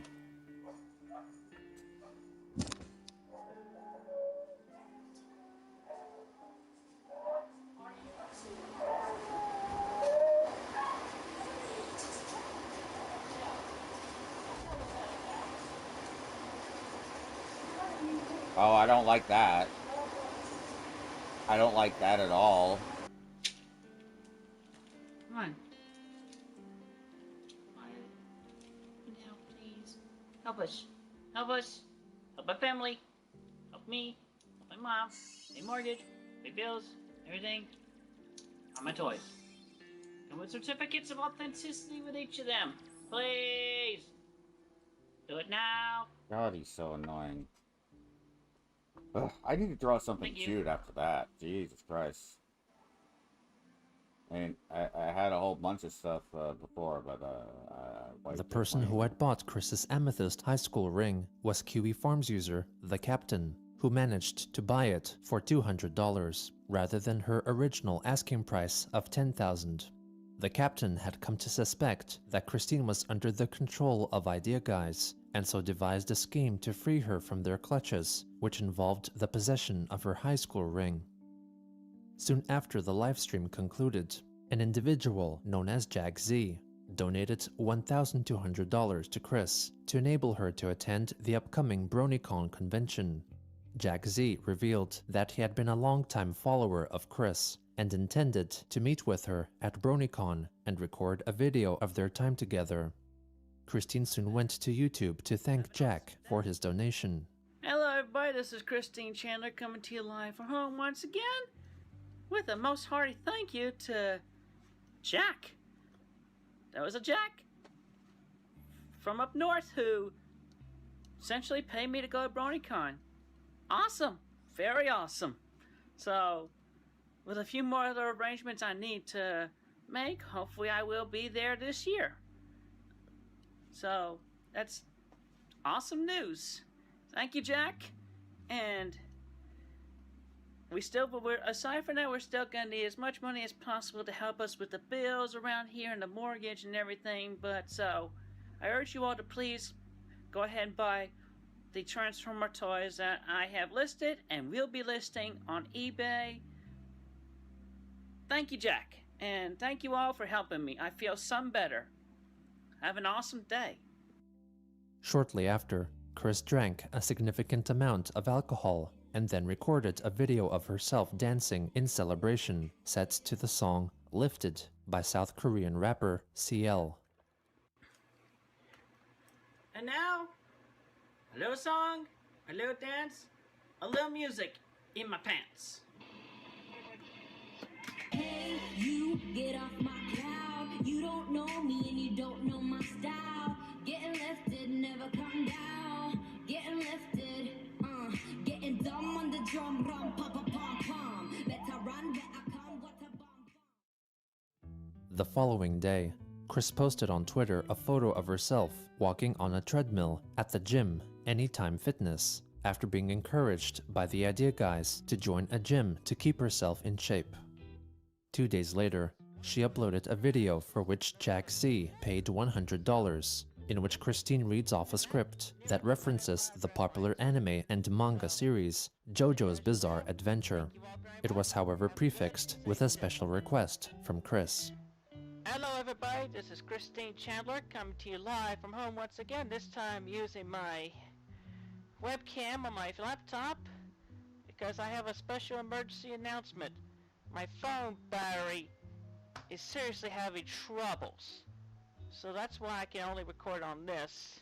And my PlayStation 4 is also still not connecting to YouTube, so but anyway, I need money to purchase the new phone, or otherwise to repair this one. Probably less expensive to buy the new phone, and it's gonna be like a few $100. So let's buy some stuff off my eBay, please. The remaining Transformers I have. Anyway, please help me. I need a new phone. This one's really walking out on me. It's been walking out on me bad for a while now. Anyway, aside from that, I have a special message of which I have written down right here on a few pages. Anyway, so I have been warned by somebody about the nefarious trolls that are applying to cause mayhem for me at BronyCon. I know who you are, Dio Brando. I know that you are trying to use your stand power, the world, to screw things up for me and my true and honest fan base at BronyCon. You'll never win, Dio. Sanchi will be in all of our hearts. Show the love. Spread the love. Fuck you, Dio Brando. Aha! We know who you are, you bastard. Anyway, so there's that message to Dio Brando. And in case you haven't noticed yet, yep, this is a new shirt I just got from Goodwill recently. Also, these these slacks, light gray. Okay? Yep. So, there's a new outfit for me, this fugly green sweater and track pants. So, take that as you will. Thank you all very much. Have a good, safe day. Out of sight of the public eye, the Idea Guys were continuing to torment and extort Chris through various means, mainly threatening to harm Sonichus and other individuals in Quickfill's dimension unless she carried out demeaning or harmful tasks, such as recording herself. Anyway, I'm gonna get some more coffee. Whoo boy! What a horrible piece of shit. Perfect!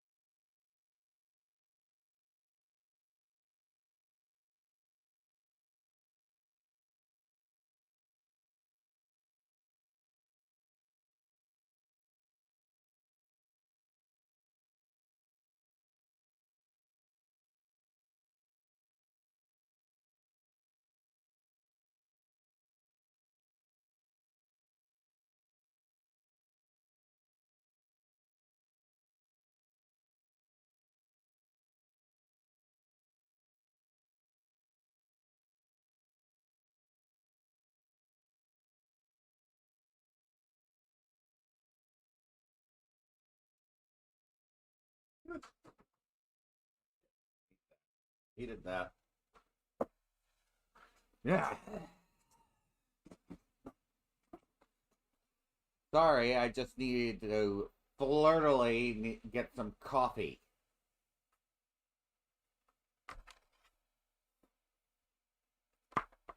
The fuck?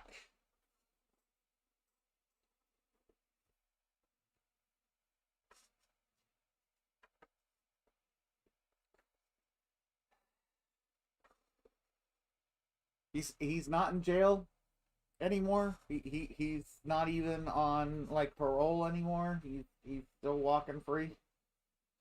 Just want to know where we stand on the lore of this real life criminal that we have just walking free. Just making sure. Holy shit. Slapping herself. My sister, my mother, my sister, my mother. This doesn't help anything. You should be in an institute.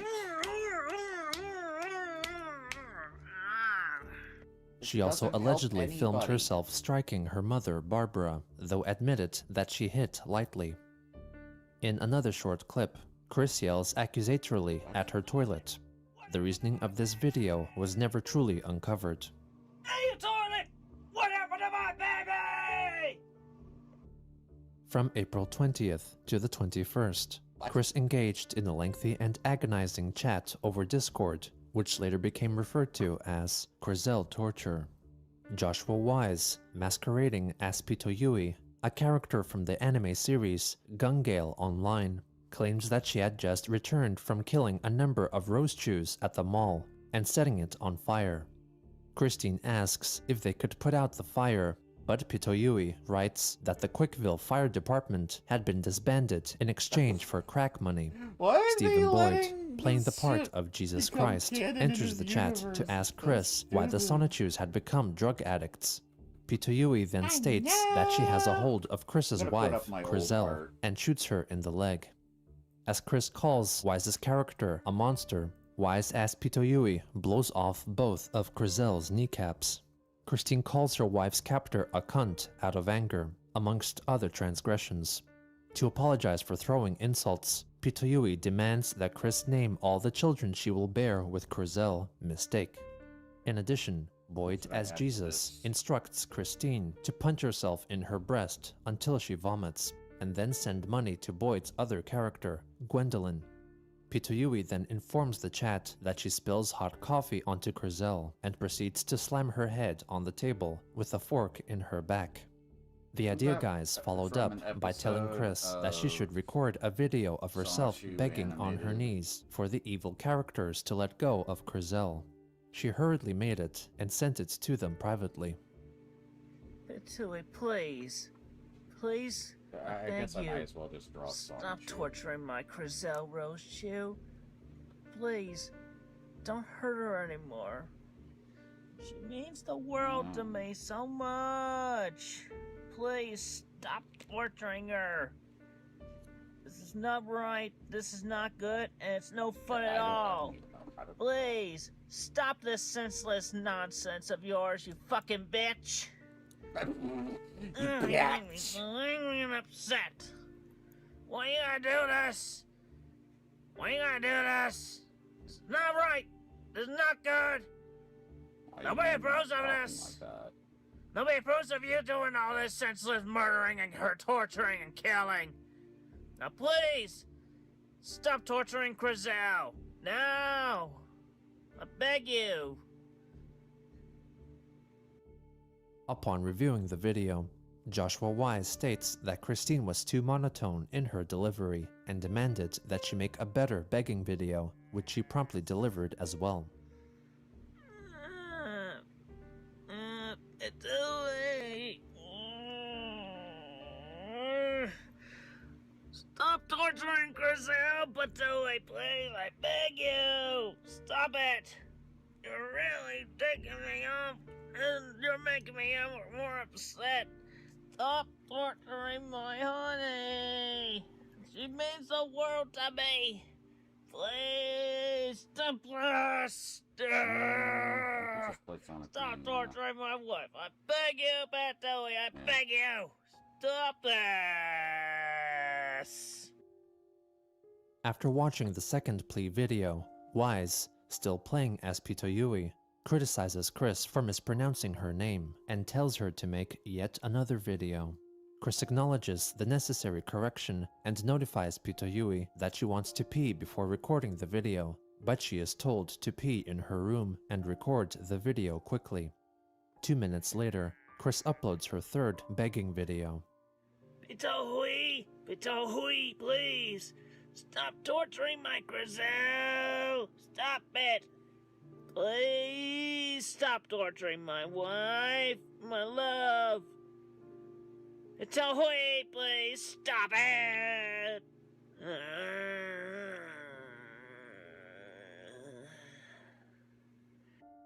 Upon viewing it, Pitoyui angrily criticizes Chris once again for pronouncing her name wrong. Chris then made one final plea video. Pitohui, Grizel is my honey. I love her. Grizel is my honey love. Stop torturing her. Stop torturing her, you crazy fucked up bitch, Pitohui. Grizel, I love you, Gunny. I love you, Grizel. I love you. I love you. Pitohui, please stop torturing my honey. You're really killing us here. You're hurting me, and you're hurting her a whole lot worse than I can ever feel. Please, Pitohui, stop torturing my honey. After watching the video, Pitoyui types that Chris continued to mispronounce her name, and so stomps on Grizel's open wound. Joshua Wise, through his Pitoyui persona, asks for another video, a cover of the song All Star by Smash Mouth. Chris is instructed to deliver the performance in an angry and constipated fashion. She soon uploaded the video. Somebody once told me the world is gonna roll me. I ain't the sharpest tool in the shed. She was looking at her thumb with her finger and her thumb in the shape of an L on her forehead. Upon reviewing her performance, Wise's character is let down, but ultimately finds it a passable offering. Just then, Grizel suffers a seizure and collapses to the floor. Christine yells for Pitoyui to take her wife to the hospital, as Pitoyui and her friend, Len, play pool and listen to the radio. The Idea Guy's characters eventually drag Grizel into their car to bring her to a hospital. When they arrive, Pitoyui sends a photo of where she allegedly is. The image is purportedly of a run-down hospital in Venezuela. Chris is disgusted and asks them to take Grizel out, but Pitoyui refuses, as Grizel has her legs and tail sawed off without being administered anesthesia. Grizel is then thrown back into the car as Pitoyui and Len make their way back to Quickville. Christine expresses her want to vomit and claims to be crying, regretting ever chatting with Wise's character. Chris soon after stops replying to Wise's messages, and after nearly 2 hours of silence, Pitoyui returns to inform the chat that Grizel was taken to a different hospital, where her severed body parts were restored. It was possibly not long after this exchange that Chris was forced to record another video. The circumstances which led to it are uncertain. The video is solely focused on Chris's bed. At first, she's out of sight of the camera, apparently speaking to an apparition of her husband, Magi-chan Sonichu. Working Rabbit Magic-chan. Do that real quick. Get out of the way. There is then the sound of what is presumably Christine urinating onto the floor of her bedroom. After she finishes, she comes to the bed, completely nude. She then starts playing the song All Star by Smash Mouth. Somebody wants to be the world is gonna roll me. I ain't the sharpest tool in the shed. Chris proceeds to mime enacting foreplay with Magi-chan. Magic Bond! Christine continues to sing along to the song as she takes a large blue pillow and alternates between humping it and masturbating herself. She continues to imitate sexual intercourse with an unseen entity until the conclusion of the song. Her penis remains limp throughout.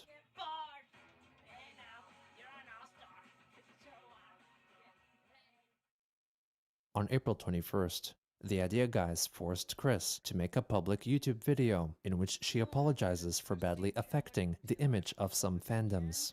And I have a very special announcement. I've learned that I've offended a bunch of fandoms of many various things. I don't know the totality or specifics of it all, and including especially the bronies and everything My Little Pony related, so I'm very sorry to all of you. Please, please, please forgive me, and I hope I can make it up to everyone and that we can all move forward from this.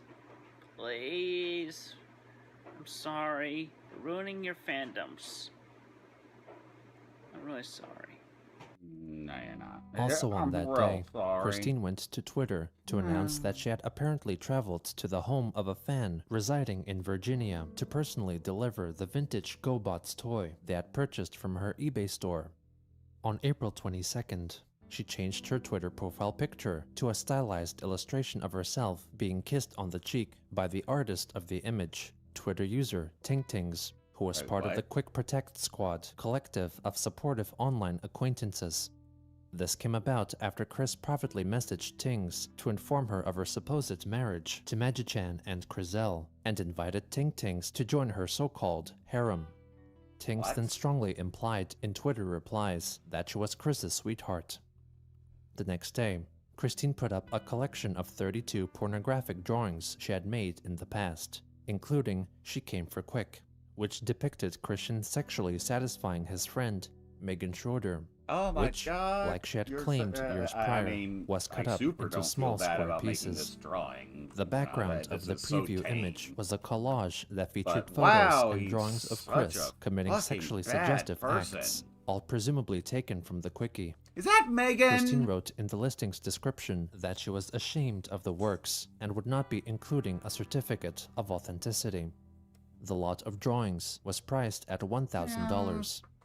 She elaborated on Twitter that she wanted the collection to be sold within 4 days because there was a bill collector after her. However, the listing was removed by eBay for featuring pornographic imagery. On April 24th, Jack Z's real name and personal information was leaked on the Kiwi forums. To combat this, Chris wrote on Facebook in an effort to mislead the trolls by providing a false real name and location for Jack Z. Later that day, to increase funding for her various financial needs, Christine proposed some incentives on Twitter. Everyone, pull yourselves together if y'all want to see another house tour video. $200 directly to my PayPal gets y'all the house tour, inside and outside. No negotiations on the price. Anyone living locally to me in Virginia or visiting in Charlottesville, I'll give y'all BJs for money too. Serious. Twitter user Tingtings later privately messaged Chris about her prostitution posts, asking if she was serious about the offer, with Christine replying that she was. Other users of the Kiwi forums shared their private messages with Chris regarding the prostitution proposition. She revealed that she considered herself a beginner at giving blowjobs, having apparently practiced on her boyfriend, but was willing to learn and adapt further. She set a blowjob at a price of $50 and the prospect of anal sex at $100. Soon after, Lucas, a Twitter user, asked Chris to relist the lot of porn drawings on eBay, claiming he was willing to purchase it for $1,000. Christine wrote that she could not do that as it violated terms of service. However, the two managed to organize a trade, as the drawings were relisted specifically for the Twitter user to purchase, which he did, paying the total asking price. Lucas paid for the drawings with the financial assistance from his friend, known as Devil, and since the two lived nearby, Chris agreed to personally deliver the artwork to Lucas's house, marking the first of many future occasions in which Chris visited his home without his parents' knowledge. It was possibly at around this time that Kiwi Farms user, the Captain, received Christine's amethyst high school ring. It was accompanied by a single-page comic, later named Sonichu Special 5, which depicts Chris initially transferring 99.9% of the ring's power to her Sonichu medallion, and then passing it over to the Captain for safekeeping. The Captain later admitted that the short comic further proved to him that something was amiss, since all the accompanying Sonichu characters in the comic panel appeared to be saddened by the relinquishing of the ring. The Captain during this time continued to exchange messages with Christine, earning her trust by indulging in her fantasies of alternate dimensions. He then hastily took a photo of the ring and photoshopped it to make it seem like it was emitting light, telling Chris that it was sending a message in Morse code, which apparently told her that the characters portrayed by the Idea Guys were lying to her and were not to be trusted. Not long after this discussion, she felt that she had enough proof to believe the Captain, so she gave him access to her social media accounts, including Discord, so that he could quote-unquote scan them for viruses.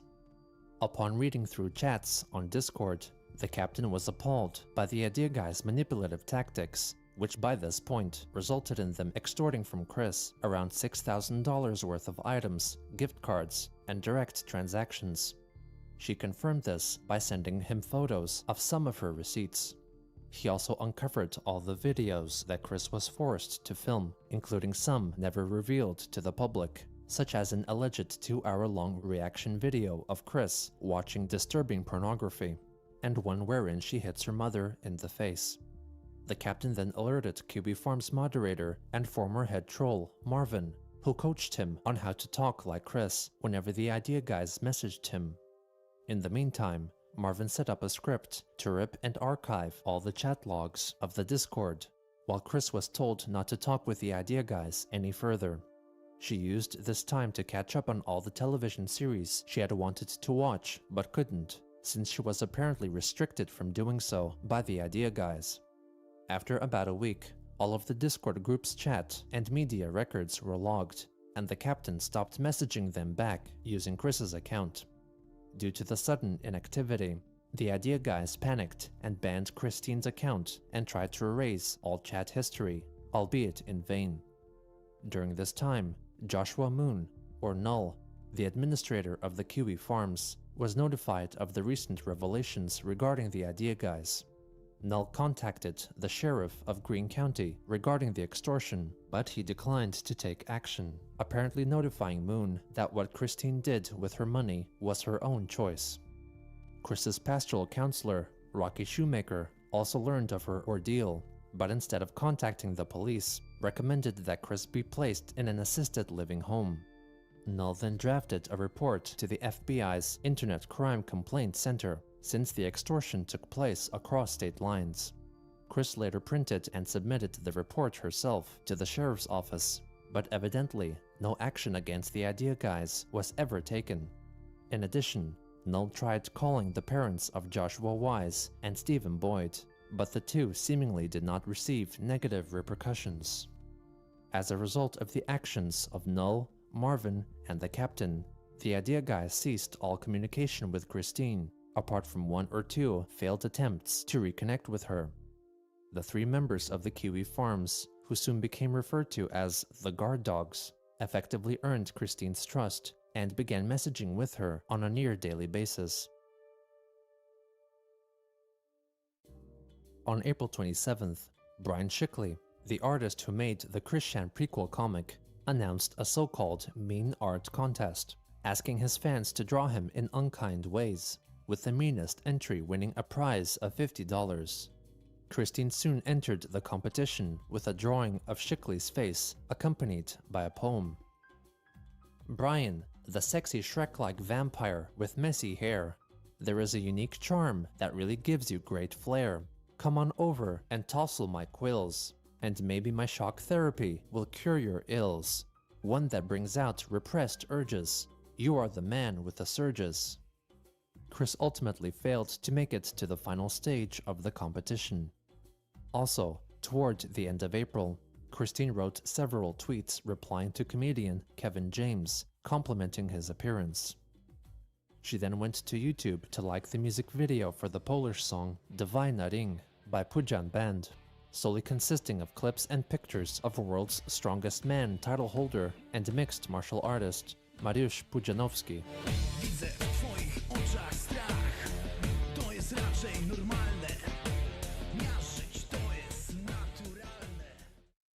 On April 29th, she wrote a series of tweets reassuring her followers that her situation had recently turned for the better and that she was thankful to the CPUs, or goddesses, of the hyperdimension Neptunia games for her redemption. Brian Shickley then wrote to her to ask if she was attracted to him, to which she wrote, "You are very attractive, Brian. I could kiss your good-looking face anytime." Close parentheses. On the final day of April, she publicly revealed that one of her two romantic partners was Krizel Rosechew, who was previously unseen by the public. On May 1st, an unknown individual met Christine at the Anytime Fitness gym and took a photo of her. Later that day, Chris shared a year-old Facebook post of her attempt to repair her iconic polo shirt, known as the Classic. She revealed that it had begun to fall apart again, with significant holes appearing in the armpit region. In the comments section, a Facebook friend implied Chris was a monster because she had run someone over with her car. Here. The friend was promptly blocked because of her insults. Chris then suggested that she should go to the gym and lose some weight. Another friend encouraged Chris to stay strong, calling her Chris, which Chris corrected to Christine. Another Facebook friend stated that her own mother's name was Christine and that some people called her Chris, showing the abbreviation was valid for both men and women. Just to be safe. Chris elaborated that she did not mind so much by what name she was called and urged others online to respect her image pronouns. That I'm referencing. Soon after, Christine blocked this friend as well for apparently reacting to the revelation of her running someone over with a laughing emoji, and suggested that she and her husband should go to the gym and lose some weight. Make you on in May Mortal 2nd, Kombat Chris expressed her distress at finding out her monthly earnings on the fan support site Patreon had suddenly diminished from $900 to $450. Like this. Later that day, she put up a signed Sonichu license plate on eBay for $350, which was quickly purchased. Around the same time, she bought an amiibo figure for $29, along with two other purchases which remained private. 2 days later, she uploaded a YouTube video addressing her Patreon page. Hello everybody, this is Christine Chandler coming to you live from home once again. Good morning. It's morning. And with my hair done in a bun. Anyway, I have something of importance to talk about right now. I wish to apologize sincerely for the lack of progress. Because you spelled, I mean, he but I probably am not at doesn't liberty to explain what happened over the last few months. Well, it's a made-up word. It's all being handled, and that I'm back. And I'm gonna do an exclusive Patreon-only 5-page plus comic about Magic-chan and Krizel and I. So it'll only be available to donators. So let's get those pledges back high. And I'm ordering the books right now. I'm gonna have them rushed over here, and I'll have them all shipped out as soon as I get them. So thank you all. Please put your pledges back up high, and I'll be able to do a whole lot more. I'm really sorry for all the lack of content and everything, and the delays. But we're all taking care of that, and I'm back. I have people. We're doing it. Yay! Thank you. Have a good day. Also on that day, an artist on Twitter pondered what would their original characters hypothetically say to them if, as Christine claimed, they were real. The artist revealed that they were not serious about the musing, since they did not believe in the concept. Christine replied, writing, "They are real, and you can talk with them in Psychic Mind Link.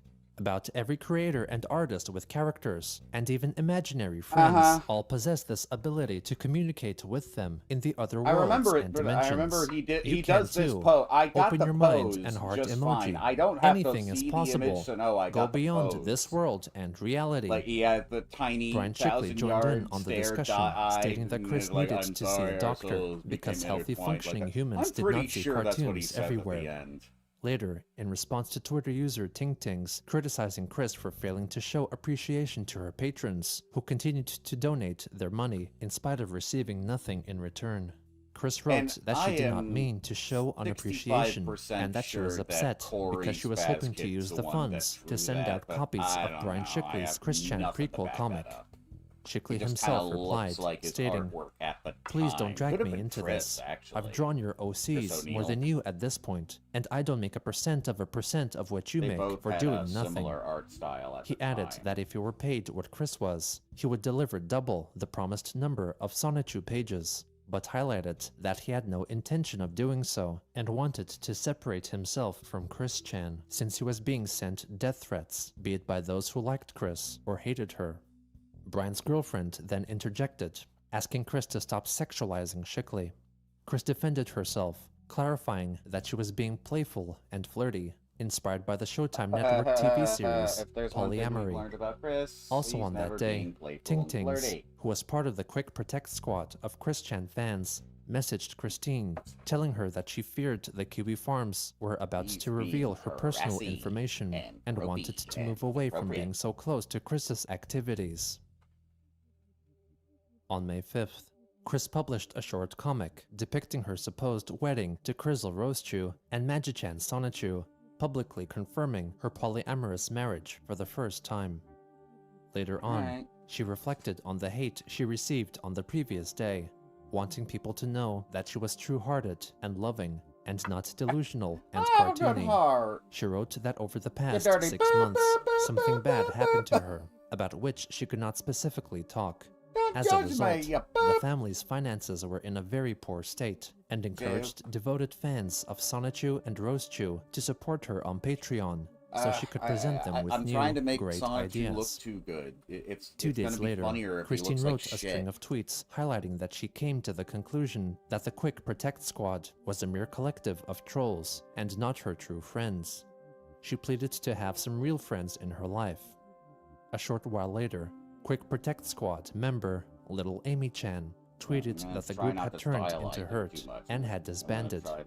Chris used this opportunity to reveal that she had been banned from the Anytime Fitness gym, which resulted most likely from a combination of constant bothersome phone calls from Weens and her frequent belches and flatulations. Oh wait, he starts On that same he day, starts his Christine whole thing by wrote saying that her mother darn had slipped and as fallen well. at home, but was ultimately not So hurt, I'm gonna as some include that, nondescript write that items in real broke her quick. fall. Darn. On May 8th, Chris attended her hearing concerning her charge of trespassing in the Fashion Square Mall. Her case was given a continuance, with her next court appearance scheduled for June 5th. I don't have to include Soon the after, entire statement Christine uploaded a verbatim, video but it's featuring just her like mother, that, Barbara, bad. while in their car. Everybody out there, buy things off of eBay. Off of Christine's eBay. Off of Christine's eBay to help us pay our mortgage. Please. Thank you. When they returned home, Chris filmed another video by herself and quickly uploaded it onto YouTube. Hello, everybody. Christine Chandler coming to you live from home once again, and the mortgage payment is really due tomorrow, and we have to make I think 2 month she has to- payments she has this to be month, taken care and of we by need now. I'm pretty we sure need Chris like is not $200. awkward So please near get on her eBay, anymore. buy the set, buy the stuff, buy the things off of eBay. We need more money. And by the way, where did the money go from a bunch of previous sales recently? Oh, I caught up in the past 3 definitely not months looking that of the up while I'm Patreon live. books, and the rest of the money had to go towards the bills and everything, okay? least not on So my please computer. buy now. We need mortgage payment. We need food for the rest of the month. Buy stuff over the eBay. I gave you my mother. There is no excuse. Why are This you is always truth. yelling? This is no lie. God, it's so exhausting. She then listed in-person celebrity visits from herself on eBay Stop for yelling all the $500. time. Toward the end of the day, she made one more video asking for additional funds. Please, everyone, help us. Oh, and now he's crying. I mean, she's crying. I mean, they're crying. We lost a whole bunch of money. If we don't pay this mortgage, they're gonna foreclose on our house. So then you obviously need to move somewhere with more within your means. I'm gonna add more listings later, but for now, please go on to my buy everything that I have on there right now. Okay, maybe pulling the earphone out of my head was the right us, idea. Help Holy us, shit. help us. In the aftermath of the Idea Guys saga, Christine was left in a dire financial situation. Desperate to meet obligations, she lashed out at her real-life surroundings, which all too often were unkind to her, unlike the interdimensional world she had come to accept through the Idea Guys. While they no longer actively influenced her, they imprinted onto her a seemingly tangible world where Chris had true control, influence, and love. A magical escape, too alluring to let go. So, but it seemed like before, you know, actual those allegations started, it seemed like we should have gotten some protective services in there long before any of this took place. I don't know. I can barely take care of myself, so what do I know?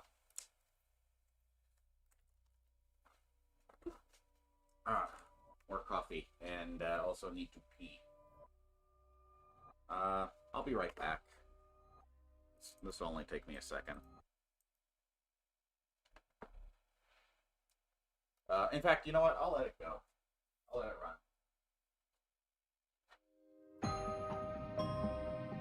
What made her this way? What is the attraction? What keeps us fascinated? This is the story of Chris Chan.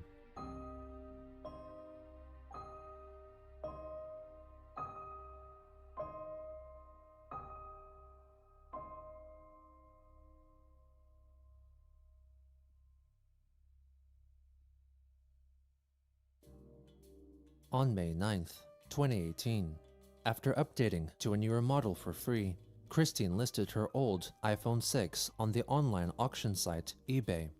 The phone's wallpapers were fan-created art pieces of Magi-chan Sonichu, and the back of the device was personally signed by Chris.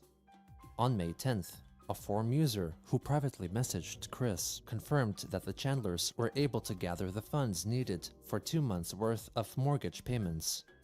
On that same day, she wrote a tweet on the social media site Twitter, targeting a member of the disbanded Quick Protect Squad group of Chris Chan supporters.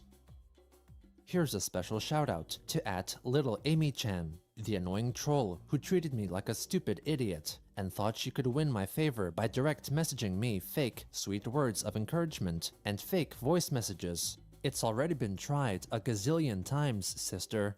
You lose! Amy responded, defending herself against accusations from other users, claiming that she only wanted to help Christine with her comics. Chris interjected, denying claims that Quick Protect Squad member Ting Tings was responsible for any of the harm she experienced over the past few months, confident in her assessment, since Chris felt she was a good judge of character. Chris then angrily engaged with several Twitter users who criticized her for allegedly mismanaging her finances and for wanting Chris to publicly acknowledge them.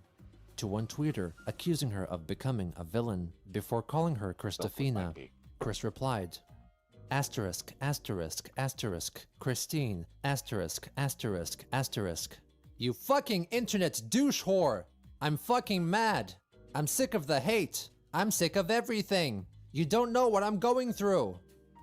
Another commenter supposed that the Chris Chan activity archiving site, The Quickie, would have a field day cataloging her recent Twitter activities, to which Chris commented, Your mom is going to have a field day with your limp dick. After YouTube, personality Count Dankula retweeted her latest rage-filled message, And that was theorizing going that in the her vault. account had been hacked. Christine replied, saying she could not think straight when she was angry, and reflected that when her mind went blank, she could not remember what she ate for breakfast. She then announced it was nappy time.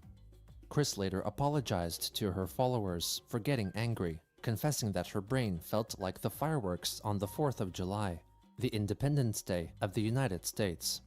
She finally wished her followers a good night and warned everyone to behave themselves, lest they be blocked by her. Chris accompanied her Twitter tirade with a YouTube video in which she continues expressing her anger at trolls. Hello, everybody. This is Christine Chandler coming to you live from home, and I'm gonna tell y'all some real truth. Who among I'll tell you? you what. Yes, it was me on Twitter. I'm sick of the trolls. I'm sick of the hate.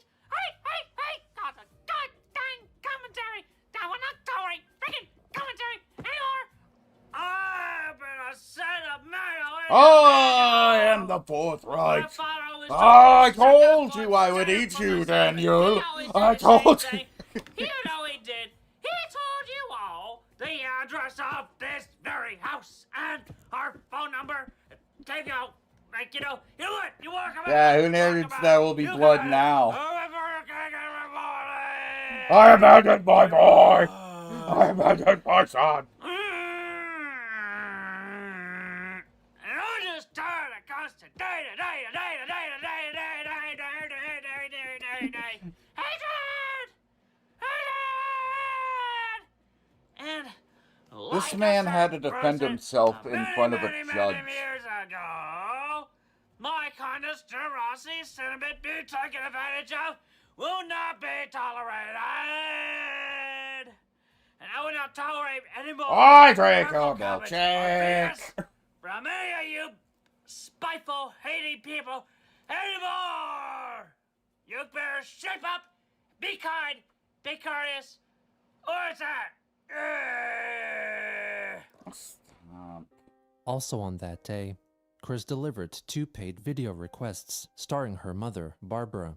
Both were commissioned by the same individual who had trying too previously hard. paid for No, the short this clip needs of to look like Barbara shit. dancing. In the first video, she wishes a happy birthday to Nicholas Cruz, the perpetrator of the Marjorie Stoneman Douglas High School shooting of 2018. What? Action. Hello, my name is Barbara Chandler. I wish to wish Nicholas Cruz happy birthday. Yay! Please, can buy Christine Chandler's merchandise to help us pay the mortgage. We appreciate it. Thank you very much. And where do we buy this stuff from? My eBay. Buy on eBay. Yeah, link below. Thank you. Anything else you want to say? No, that's all. Have a good day. Thank you. Have a good day. Why can't you say have a good day? Have a good day. Yay! Leave your goddamn mother alone. Next was a video dedication not for goddamn. Sandy Hook Elementary Sorry, School it's shooter leave your Adam Lanza. Mother, My name is leave people Barbara with Chandler. dementia I give a alone. How about shout that? out to Adam Lanza. Hands up. Jeez. Oh well. Cool. On May 13th, to commemorate Mother's Day, Christine tweeted her wishes to her fans and added that she allegedly received inspiration for new drawings from her family in Quickville and would be uploading them soon. She closed by notifying her followers that she gave her mother hugs and kisses and encouraged everyone to do the same. She soon Okay. after posted a new drawing which depicted Sonichu, Rosechu, her real-world self, and her Quickville counterpart who was touching her butt. Chris wrote that since Christine of Quickville couldn't exist without her, Christine was in a sense Christine's mother. She followed up with another drawing, which showed herself in her Christian Sonichu form, exclaiming that she loved herself as she held the hand of Christian Sonichu of Quickville. 2 days later, Christine changed her relationship status on Facebook to married, revealing that her partners married to were herself. Magichan Sonichu and Crizel Rosechu, and hinted that the Pokemon Mewtwo, may be joining them in the future. I was seriously Chris about highlighted to that the think relationship he was like, appropriate and I'm married since to myself she herself too. was half Pokemon. On May 16th, she revealed on Patreon that she had printed copies of the Chris Chan prequel comic made by Brian Shickley, signed and ready to be shipped out in a few weeks, but stated she would send them sooner if she received significant sales on eBay. Later on, she shared on Twitter a private video that was sent to her by Little Amy Chan. Chris confessed that she suspected her to be a troll, while another Twitter user branded Christine a half-wit because Little Amy Chan was simply being kind and encouraging to her. Chris responded, saying that it was difficult for her to tell who was genuine anymore, since she had been beaten and abused by trolls and bullies for so long that she had to view everyone with suspicion for her own safety and peace of mind, and apologized if she happened to be wrong about Little Amy Chan. Because you weren't During this time, Chris began aggressively addressing one Michael Hertz, who had made several Twitter accounts through which he constantly wrote demeaning and insulting tweets at her, up to 100 per day, according to Christine. She branded Hertz as slow in the mind and called for him to show real pictures of his ugly-ass face so that people would laugh at him. Not long after she blocked Hertz's account, he made others, which soon were blocked as well. On May 17th, Chris alerted her followers that her cat, Sorbet, had been missing for over a week after wandering away from her house.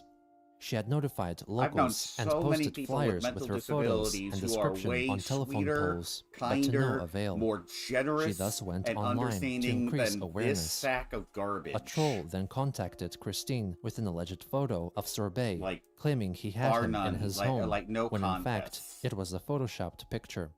Upon learning of the deception, Chris called out the troll on Twitter. The next day, Chris asked the official account representing the My Little Pony convention, BronyCon, if she could attend the event for free, because they all knew who she was, If and I was saw having Chris difficulties in treat allotting any funds of for the them like convention, how having I've seen him purchased the treat standard level the- tickets, but wanting to upgrade to the I mean, VIP I'd be level. throwing hand, no lie. On May 19th, she returned to Patreon I with don't new say that updates lightly. to I her comic don't- book, I don't like to Sonichu fight. issue 12-9, focusing on her pony counterpart, Nightstar. She then went to Twitter to apologize to her former friend, Megan Schroeder, and her brother, John, acknowledging that Chris had wronged them back then and hoped they would respond, since time heals all wounds, and she needed closure. Also on that day, YouTuber and Twitch speedrunner Kopitz, who lived nearby, went with his friend to visit Christine and give her fan art he had drawn.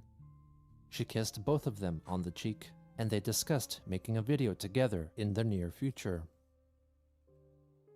Later that day, Christine alerted her followers that her cat Polo was dying.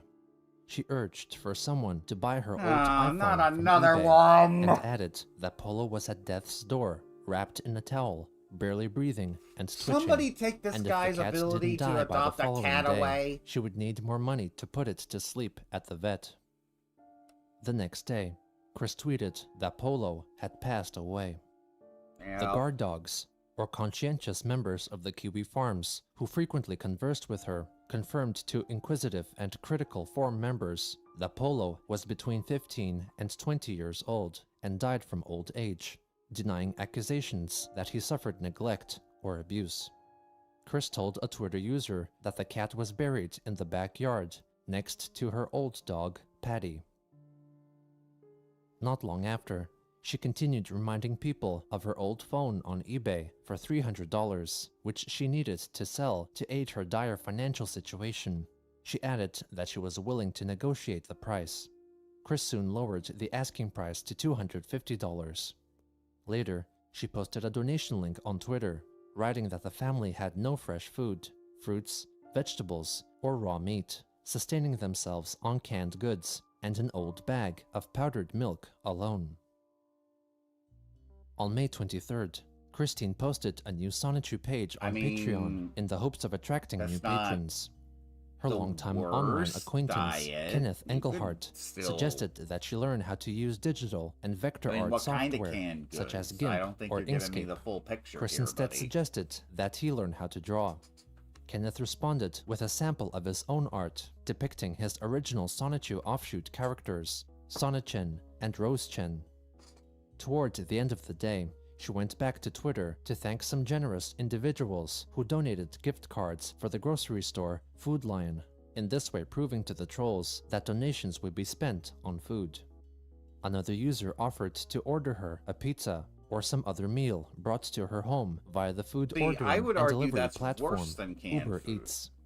Chris scoffed at the thought of eating pizza, as it was junk food, and suggested the Twitter user buy her something healthier. The next day, Chris simply tweeted, "This is a test." Kenneth soon inquired about its meaning, to which Christine replied, stating that it was a test to see if he would respond to her tweet, since he had recently been over-engaging with her Twitter activities. Chris asked if he had a crush on her, and told him that her sweethearts, Magichan and Crizel, said they were not comfortable with him. Kenneth simply replied, "No." He later returned and wrote, "If you genuinely believe they are talking to you, or that you have sex with them, there is a term for that. It's called schizoaffective disorder. Now go ahead and label me a troll, because I think you're having a psychotic break." Chris then addressed recent happenings, alluding to the idea guys. "I want to clear a couple things up. First of all, it was not I, Christine Weston Chandler, offering services a few weeks back. Nor was it I apologizing for ruining fandoms and the like. While it was physically me, that is my physical form, behind the keyboard, I was being forced to write such things and make dishonest apologies. The people who did that to me know who they are, and their day is coming, and rightfully soon. I know you read this. Don't get too comfortable, jerks in the Bluegrass State or Golden State." She soon deleted these tweets and wrote in their place a more indirect message, stating that she was tired of being taken advantage of by every so-called ween who read about her on the internet, and was starting to fight back. She soon added another message, possibly as a response to Kenneth's previous tweet. "And one day, very soon, my family and I will be able to show ourselves to you all. Then you will be taking back your own schizo labels. Harumph." On May 26th, Christine asked for advice on Twitter, since the bulk of the yet unreleased Sonichu issue 16 was heavily influenced by the idea guys, and so greatly featured what Patreon would consider hate speech. She did not want to redraw issue 16 because she put in a lot of work into it, but at the same time did not want to risk offending anyone or getting her Patreon taken down. She soon after deleted these tweets. Kristen posted that she was thinking of ideas to deal with her troublesome financial situation and rejected calls from observers to get a job because she was certain her employers would be harassed by trolls until the end of Equestria. Instead, she preferred to work from home. Also on that day, YouTuber Kopitz returned with some of his friends to pick up Chris and film an interview with her at a local cafe. You probably know about the kiwi farms, right? Yes. Yeah. People probably replied to you on Twitter when you posted the picture of us that I posted it on kiwi farms. I didn't even know what the kiwi farms was. I just thought like it was a place to maybe brag about my experience, you know, because it was the first thing I thought of when I got home. But then I realized that wasn't such a good idea, and most of the people on the forums were telling me it wasn't a good idea either. Yeah. But you know, I'll forgive you this time. Thank you. What were you thinking when we came to your house? How often does that happen? I feel like I want to say on average, maybe once every few months. Is it normally fans or normally trolls? I'm not quite certain. Not sure. Maybe just people that live in the area and just want to meet an icon. Yeah, kinda. They later move on to discuss the game Animal Crossing. Yeah. You made that Animal Crossing video for your parents? I thought that was really nice. Yeah. I remember people saying, I thought this was really cool. They said that you pioneered the Let's Play experience. I did? Yeah, because you did it. You recorded yourself. You're commentating over gameplay before basically anybody else did on the internet. So some people consider you to have pioneered Let's Playing. Huh. That's pretty cool, isn't it? Okay, well that's news to me. Yeah, I saw that on the, do you know the Geno Samuel 2 documentaries? He's making this crazy long, comprehensive documentary, and I'd say it's very objective. He's not making fun of you in any way. He's on part 10, and they're each 40 minutes, and he's only on like 2008. So it's like he's getting everything in there. As much as he can, right? Yeah. How do you feel about it when people make like documentaries and stuff about you, but they're not making fun of you? I just kind of wish I wasn't more famous than infamous. Yeah. For more of my good traits, but yeah. I think they're all well noted, among which I have faith in the goodness of people. Mm-hmm. And that's discounting and discrediting the obvious bad ones. Yeah. I got this picture right here where somebody swapped our mouths and made Eric's head really big. Oh yeah, I saw those. That's actually pretty funny. Pretty nice. It's silly, yeah. So you worked at the Wendy's in Ruckersville for a while, didn't you? Yeah. Well, what was your experience like there? Kind of hit or miss. And I was still young. I felt like it just didn't quite suit me as well anyhow. Mm-hmm. What's your opinion on Minions? How do you like Lee's Minion shirt he's wearing? Oh yeah. Minions is so funny.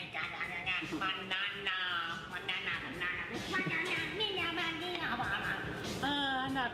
So I've seen the first Despicable Me movie. Yep, you've been let down by a lot of fake. People have been faking the actual people, like Regis like Phil Nintendo? I made for one, yeah. Yeah. Did you actually fly out to Washington? No. No, you didn't? No. We didn't fall for that. It was when you drove out to Cleveland. To Cleveland, and then it was that old worn down house, and not what you expected. Not Julie. It's a little lady. On May 28th, Christine went to Twitter to thank everyone for donating to the Chandlers and easing their financial strain. Afterwards, she revealed that a friend from Twitter had customized a collectible figurine produced by Funko to make it look like Sonichu and had sent it to Chris. Upon receiving it, Chris spent 5 hours making a custom box for it. She later added that she cataloged the Sonichu Funko Pop figure with the number 982, since it was allegedly Sonichu's number in the Pokédex collection of official Pokémon.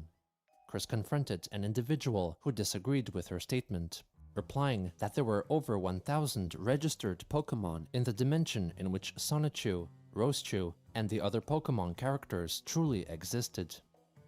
She then requested that some make plush dolls representing Nightstar and Cunt Nugget, the My Little Pony counterparts of herself and her lover.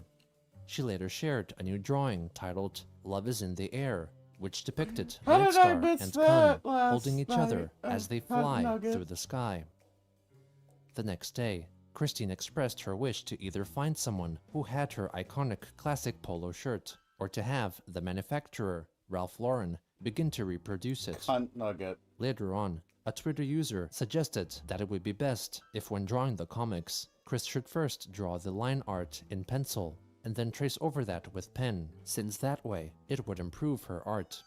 Chris declined the advice because she liked drawing in pen and did not want to constantly sharpen pencils, and that if she made mistakes, she could simply redraw the page. In the final days of May, Joshua Moon, or Null, the administrator of the Kiwi Farms, bought Chris's old phone from eBay for $100. Null also received a personalized drawing depicting Nightstar, calling Null's pony persona handsome and cute. On June 3rd, Null notified Kiwi Farms readers that a famous YouTuber would soon interview Christine, and so asked members to provide any questions they would like to be included in the discussion. 2 days later, Chris attended the next scheduled court appearance regarding her trespassing charge at Charlottesville's Fashion Square shopping mall. It was given a continuance, with the next court date set on July 3rd. Later in the day, YouTuber Count Dankula conducted an online interview with Christine, which was live-streamed on YouTube. Here we are. Chris Chan, it is amazing to actually finally be able to meet you. How you doing? I'm doing okay. How are you? Live on Space Coast, coast to coast. Well, I've been trying to get this interview set up for quite a little while. You're someone that I have actually watched for a good number of years. Obviously, you know that a lot of the internet are very interested in you, so I'm going to do my best to make sure this interview isn't like all the other interviews you've had where the interviewers have been pretty lame and they haven't dove too much into you. So I'm going to try and go into areas that some people may not have spoke about. One of the main things that from what I've read and some of the things that I've seen, is that you believe Quickville itself is a completely real place. It is a real place. It is. Well, and all the characters within Quickville are also real. Yes. And one thing that I've heard as well is you believe that you actually can travel to Quickville. Yes, I do believe so. No, that's fine. So what is it that actually makes Quickville a real place? Well, right now it exists in another dimension, and realistically, it's literally in northern part of Virginia. So Quickville's in the northern part of Virginia. Yeah. So you can actually travel there.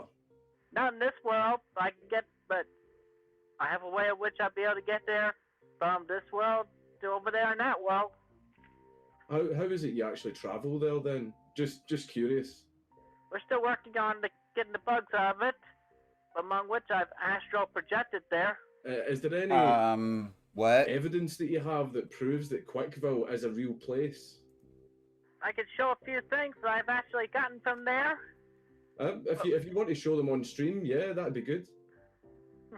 I have an SQ ball, for one thing. Did you get that from Quickville? Yep. That's interesting. That's amazing. So when you actually travel to Quickville, what do you do while you're there? I help watch over things. I help defend the city when need be, and I definitely see over the laws and things. Right, because you're the mayor. I'm pretty much the big leader. I'm the head honcho. I'm the creator and the chronicler. Obviously, you created this place, so would essentially you be a little bit higher than the leader? Then wouldn't you be the god since you literally created this place? No, I am not a god because the god creates everything. I only created a portion. I do not create all things. No, that's fair enough. That's very humble. And so, what other worlds have you travelled to? I've definitely been to Equestria. You mean Equestria? Is that the My Little Pony one? Yeah. All right. So, what did you do when you were there? Just pretty much diplomatic things. So, do these other worlds must be nice have, if you could actually diplomatic do that, relations with but, each other? Then you know, do you sort of act as a diplomat between the worlds? Also, Among which, and an ally.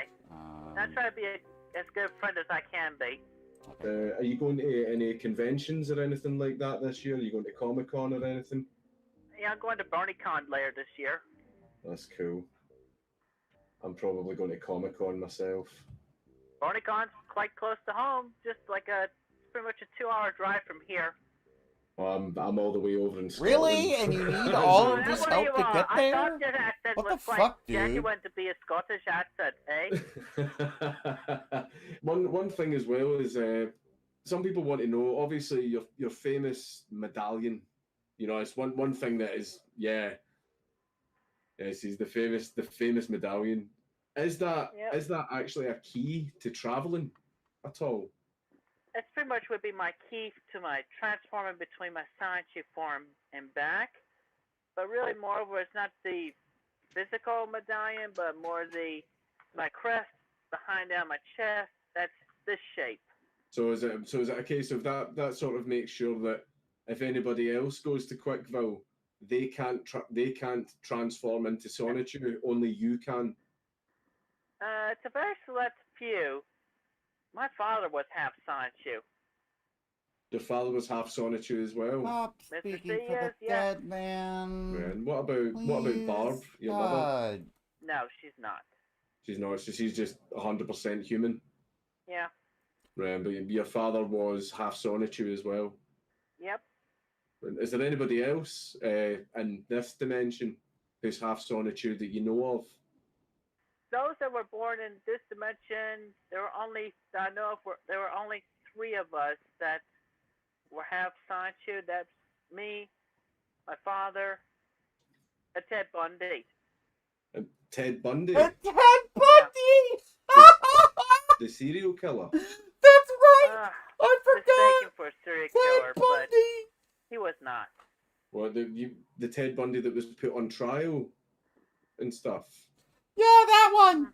Yes, it was Wikipedia page read. Yeah, you know that one. But he was clear. He was framed. That was a whole bunch of mistakes Oh, in there. framed. He was actually Okay. working undercover at the time. Oh, all right. So Ted Bundy, the guy who was... Why wouldn't you just well, pick as you somebody say, else? falsely put on trial Why? for being a serial killer? Why? Why Um, would you just pick he somebody was, else? He was half You're a Sonichu. fucking crazy person. Yep. Oh my god. So did him being falsely put on trial have anything to do with the fact he was half Sonichu? Or was that just unfortunate good question. circumstance? It was just Very an good. unfortunate circumstance. I was up at the circumstances. Right. Fair enough. Oh. Um, Shut up. as far What is wrong with you? As things go, I think we've covered pretty much everything but there's no more questions rolling in and stuff like that. But I can let you wrap up the stream if you want just now. Is there any final message that you would like to get across to everyone? Yeah. Don't bully people. Show some kindness and respect to others. You know, like Give Ted them, Bundy did. Like, put yourself in their shoes for a moment and think. Just think.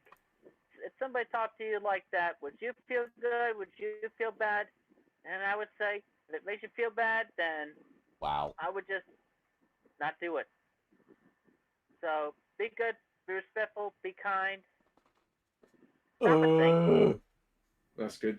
That's wholesome. That's a really good message. Uh-huh. Thanks. It was good. It was Shame he really doesn't insightful. mean it. It was good to learn a bit more about yourself and also about the Quickville universe. And I really appreciate you for doing this for me, Chris. It's been amazing. But thank you very much. Boy, this guy did a really good Excellent, job with right. the interview. Thanks very much for coming, guys. Right. Very good. Cheers. Like, I can't believe you kept a straight for face. the memory. Like, you did a very good job, my guy. Like, that was pretty damn good. On June 9th, Christine purchased a newly released bundle of classic Sega games for the PlayStation 4 for $30.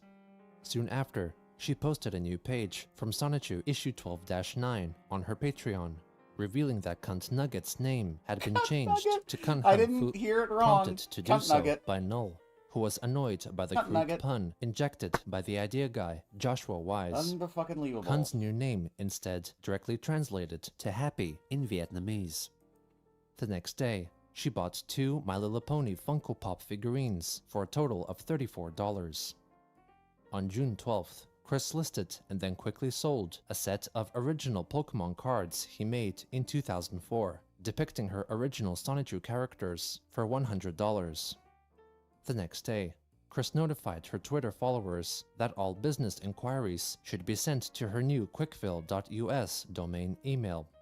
This was established by Null in an effort to direct all trollsome and winsome correspondences to the new email managed by him, which would in turn clean up Chris's own personal inbox. In addition, this resulted in the so-called Operation Kingsnake, which consisted of Null posting on the Kiwi Farms fuming emails directed at Chris, or messages hoping to initiate new trolling sagas, exposing the senders' email addresses and their identities if possible. Null typically ordered these wannabe trolls to commit suicide. Also on that day, Christine launched a crowdfunding page on the website GoFundMe with a goal of $400, which would allow her to attend the Too Many Games gaming convention held in Oaks, Pennsylvania. Her plea was accompanied by a YouTube video posted that same day. Hey everybody, this is Christine Chandler coming to you live from home once again, and today I'm here to make an announcement. Who wants to help me go to a gaming convention in Pennsylvania? Too many games. I really want to go. I've been invited. I need the money though. Gas, hotel. I need help out here. So I set up a GoFundMe. Help me achieve a goal of $400 to pay for everything I need. And you can see me in a couple of weekends. Yeah! Now help me reach the goal of $400 by this weekend to make it a real guarantee to see me in Pennsylvania. Thank you all so much and have an awesome, terrific day. Yay! This was soon followed by another video concerning her character, Nightstar. So for those of you who don't know, yeah, that's Nightstar. Okay? And she can stand on she stands on all fours, she stands on her hind legs. She's my unicorn, she's my counterpart at Equestria. And she's definitely my counterpart, just like the Christine Chandler of Quickville. We both, it's like the three of us, we do coexist. And you know, Nightstar can become human through Twilight's mirror. And as some of you should be aware by now, there are like 69 special Sonic Chews and Rose Chews out of the thousands that came out of that chaotic rainbow on February 1st, 2003. And that's counting Sonic Chew and Rosie, and they both are the primes, and they both are the specials. They're 2 out of the 69. She then describes the concept behind the transformation into Nightstar's Sonichu form. But anyway, the point is, Nightstar is equal to me, just like Christine Chandler at Quickville. Alright? Counterpart, yo. Okay? And being one of the specials, she's part of my family, part of our family. And that is why, among which, aside from this being originally being intended as a kind love letter to the Brony community as well, my counterpart, and she's half Sonichu, Dimension Tripper, psychic powers, a whole lot of details. Overpowered? Yes, but there's so many damn powerful villains and everywhere. So anyway, very important, Nightstar, and everything that's happened in Equestria that's written in this book did happen. And I know for a fact. I know for a alongside fact. Quickville and everything in our sister dimension from this world. Okay?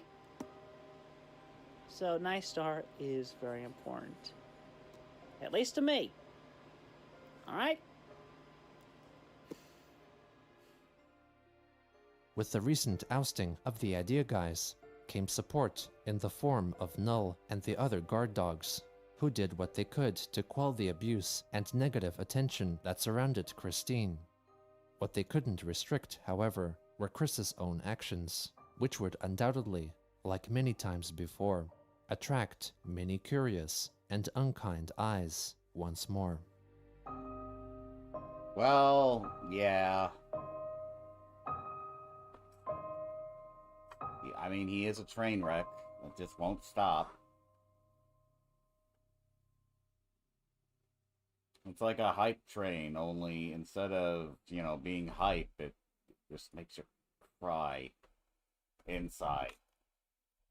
And just look off into the middle distance like, you know, like that.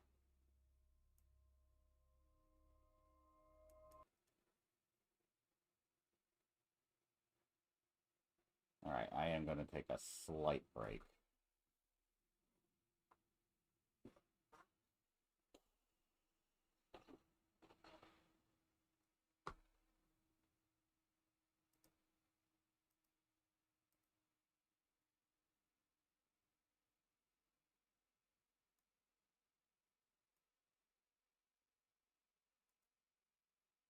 Oh, wait, okay, good. I almost lost my place.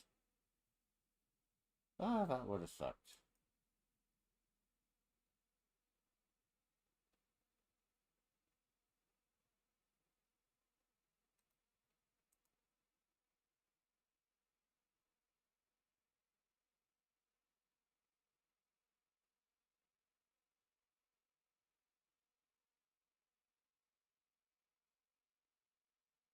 I would have had to randomly guess what part I was on. I was not keeping track. Anyway, turning off the mic.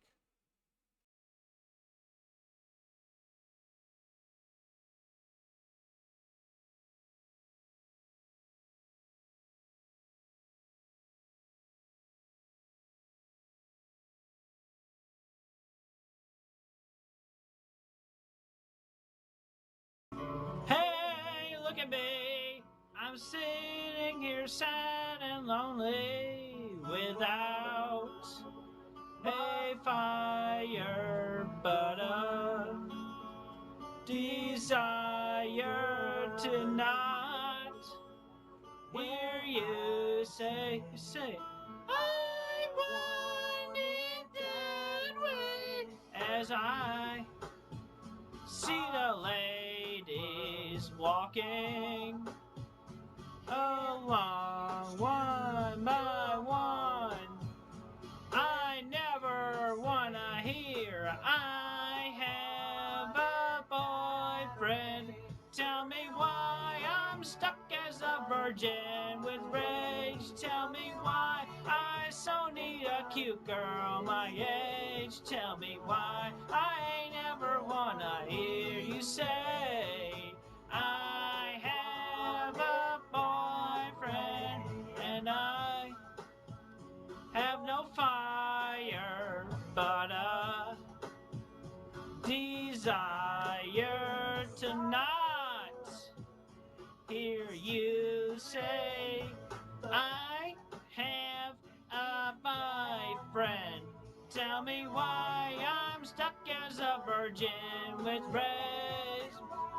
I so need a cute girl my age. Tell me why I never wanna hear you say I have a boyfriend.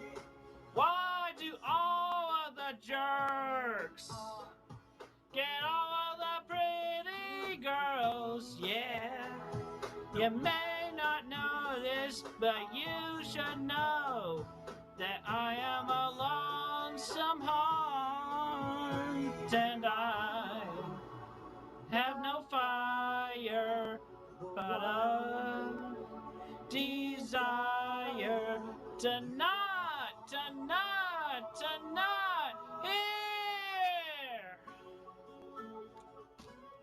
Don't wanna hear you start as a virgin with rage. So need a cute girl my age. I never wanna hear you say I have a boyfriend.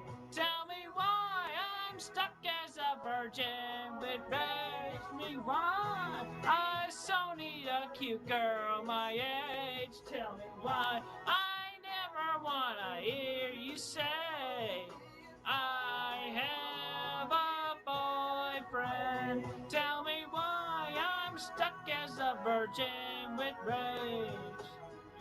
I so need a cute girl my age. Tell me why I never wanna hear you say I have a boyfriend.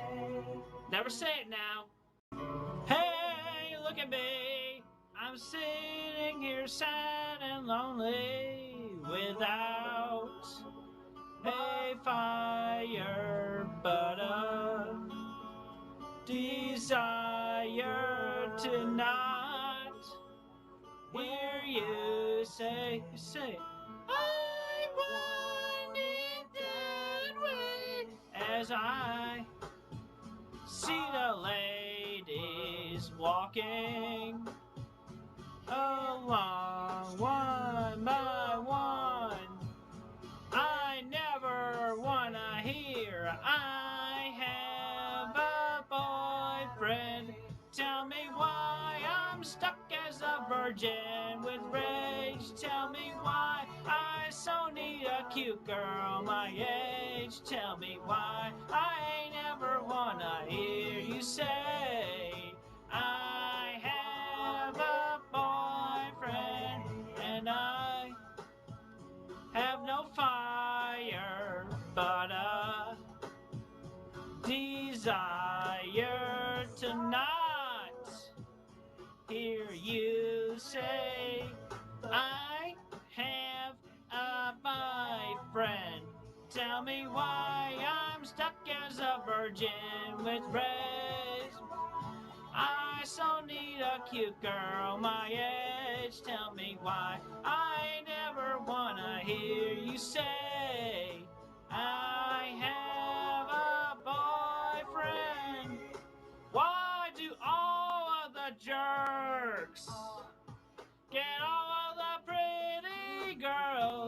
yeah. You may not know this, but you should know that I am a lonesome heart, and I have no fire, but a desire to not hear. Don't wanna hear you start as a virgin with rage. So need a cute girl my age. I never wanna hear you say I have a boyfriend. Tell me why I'm stuck as a virgin with rage. Me why I so need a cute girl my age. Tell me why I never wanna hear you say I have a boyfriend. Tell me why I'm stuck as a virgin with rage. I so need a cute girl my age. Tell me why I never wanna hear you say I have a boyfriend. Never say it now. Hey, look at me. I'm sitting here sad and lonely without a fire but a desire to not hear you say I want it that way. As I see the ladies walking along one by one, I never wanna hear I have a boyfriend.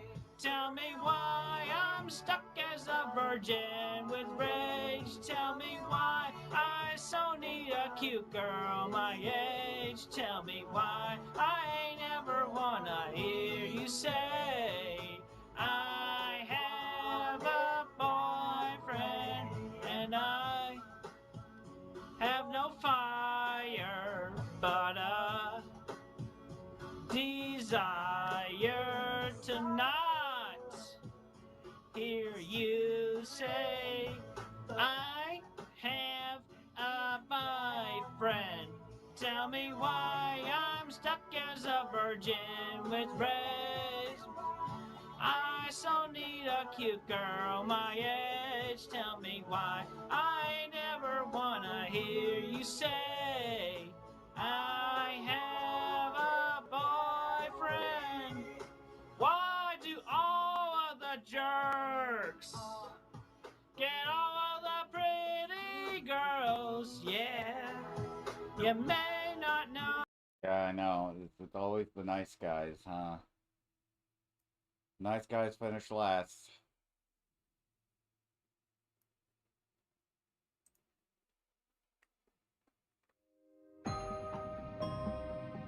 What made her this way?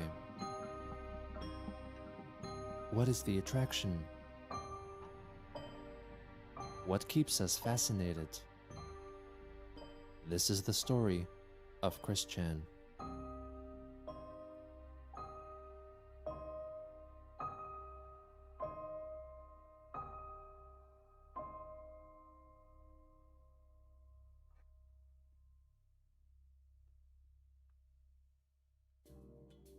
On May 9th, 2018, after updating to a newer model for free, Christine listed her old iPhone 6 on the online auction site eBay. The phone's wallpapers were fan-created art pieces of Magi-chan Sonichu and Sonichu, and the back of the device was personally signed by Chris. On May 10th, a forum user who privately messaged Chris confirmed that the Chandlers were able to gather the funds needed for 2 months' worth of mortgage payments. On that same day, she wrote a tweet on the social media site Twitter, targeting a member of the disbanded Quick Protect Squad group of Chris Chan supporters. Here's a special shout-out to @LittleAmyChan, The annoying troll who treated me like a stupid idiot and thought she could win my favor by direct messaging me fake sweet words of encouragement and fake voice messages. It's already been tried a gazillion times, sister. You lose! Amy responded, defending herself against accusations from other users, claiming that she only wanted to help Christine with her comics. Chris interjected, denying claims that Quick Protect Squad member Ting Tings was responsible for any of the harm she experienced over the past few months, confident in her assessment, since Chris felt she was a good judge of character. Chris then angrily engaged with several Twitter users who criticized her for allegedly mismanaging her finances and for wanting Chris to publicly acknowledge them. To one tweeter accusing her of becoming a villain before calling her Christofina, Chris replied, asterisk, asterisk, asterisk, Christine, asterisk, asterisk, asterisk. You fucking internet douche whore! I'm fucking mad! I'm sick of the hate! I'm sick of everything! You don't know what I'm going through! Another commenter supposed that the Christian activity archiving site, The Quickie, would have a field day cataloging her recent Twitter activities, to which Chris commented, your mom is going to have a field day with your limp dick! After YouTube personality Count Dankula retweeted her latest rage-filled message, theorizing that her account had been hacked, Christine replied, saying she could not think straight when she was angry, and reflected that when her mind went blank, We just saw this.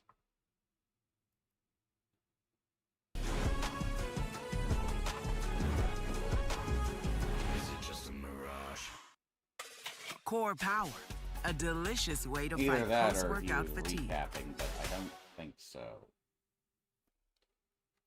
This June 13th. On June 13th, 2018, Justin Silverman, a media producer connected to the gaming scene and event coordinator for the Too Many Games convention in Pennsylvania, emailed Christine, letting her know that he heard of her fundraising campaign to get to the convention. Silverman wrote that he could not offer her any booths to sell her merchandise and did not guarantee that she could take part in a panel discussion, but instead offered her a free guest badge for the event and the possibility of getting squeezed into a panel discussing so-called cringe culture. The following day, Chris uploaded 2 videos on YouTube, hoping to find technical assistance regarding her vintage home computer and gaming console, the Commodore 64. As you can see right behind me, da-da-da-da-da-da, there's my Commodore 64 monitor, and there's my floppy cassette drive with 2 joysticks, and here's my old BFF. I got just about everything needed to put this thing back into order once again, be able to play on it and everything, but there's a slight problem. Yeah, it needs some TLC. I tried to get it out, try to fix it with a Lysol wipe, but the AV output, this thing right here, yeah, it's got rust around the edges. Okay, so that's the update. Oh, and also I'm not sure where it is, and I definitely need it, but I need the power cord for the floppy drive as well. I'm gonna check eBay for an inexpensive one. So, thank you all so much. Please, all responses to this video are to be sent to my email address, christine@cowickville.us. I'll put the link. I'll put the email address in the description below. Thank you.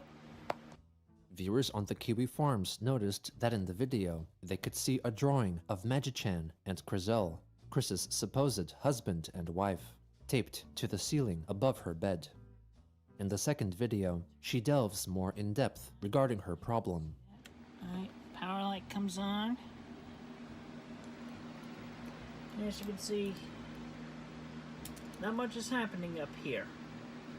So, kind of stumped. Still need local help. It's probably something in the circuitry. I'm guessing, I don't know.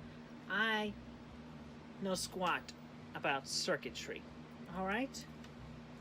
So, requesting help locally from somebody in Charlottesville who's got the technological knowledge to, you know, go inside and all the parts and figure out what the problem is. Because I love this old friend of mine, you know? And also, reminder, please go to my GoFundMe page and help me on building up the funds I need to go to the Too Many Games convention up in Pennsylvania. I'm very serious about that. Thank you. Null, the administrator of the Kiwi Farms and moderator of Chris's business email, relayed to her that she received many helpful emails, nearly all telling her that she was using the wrong cable. After some advisement, Chris purchased a new TV monitor composite cable on eBay for $11. On June 16th, Chris notified her followers that her GoFundMe campaign for her trip to Too Many Games had reached $60 out of the $400 goal and encouraged more fans to contribute to the fund. At around the same time, YouTuber Gino Samuel 2, the creator of the Chris Chan A Comprehensive History documentary series, had his channel manually reviewed by YouTube moderators after applying for monetization, who found it violated anti-bullying guidelines of the site and so terminated his account. Fans of the series lashed out at Christine, falsely believing that she reported to the videos, which caused the takedown. We're getting a little meta In here, an effort aren't we? to quell the accusers, some other party, possibly Null, was granted access to her Twitter account to write a post denying she had any part in the takedown and wished for a swift recovery for Gino and his fanbase. His channel remains terminated to this day. Weird. Also on June 16th, Christine shared a recent drawing she made to celebrate Pride Month, depicting 10 of her more prominent Sonichu characters, proclaiming in unison that those in the LGBTQ community were not alone. This picture, along with Chris herself, were briefly featured in a collaborative video project titled You Will Be Found, made by YouTube channel Scribbler Productions, which featured almost 100 members of the My Little Pony fandom, or bronies, showing their support for the LGBTQ community.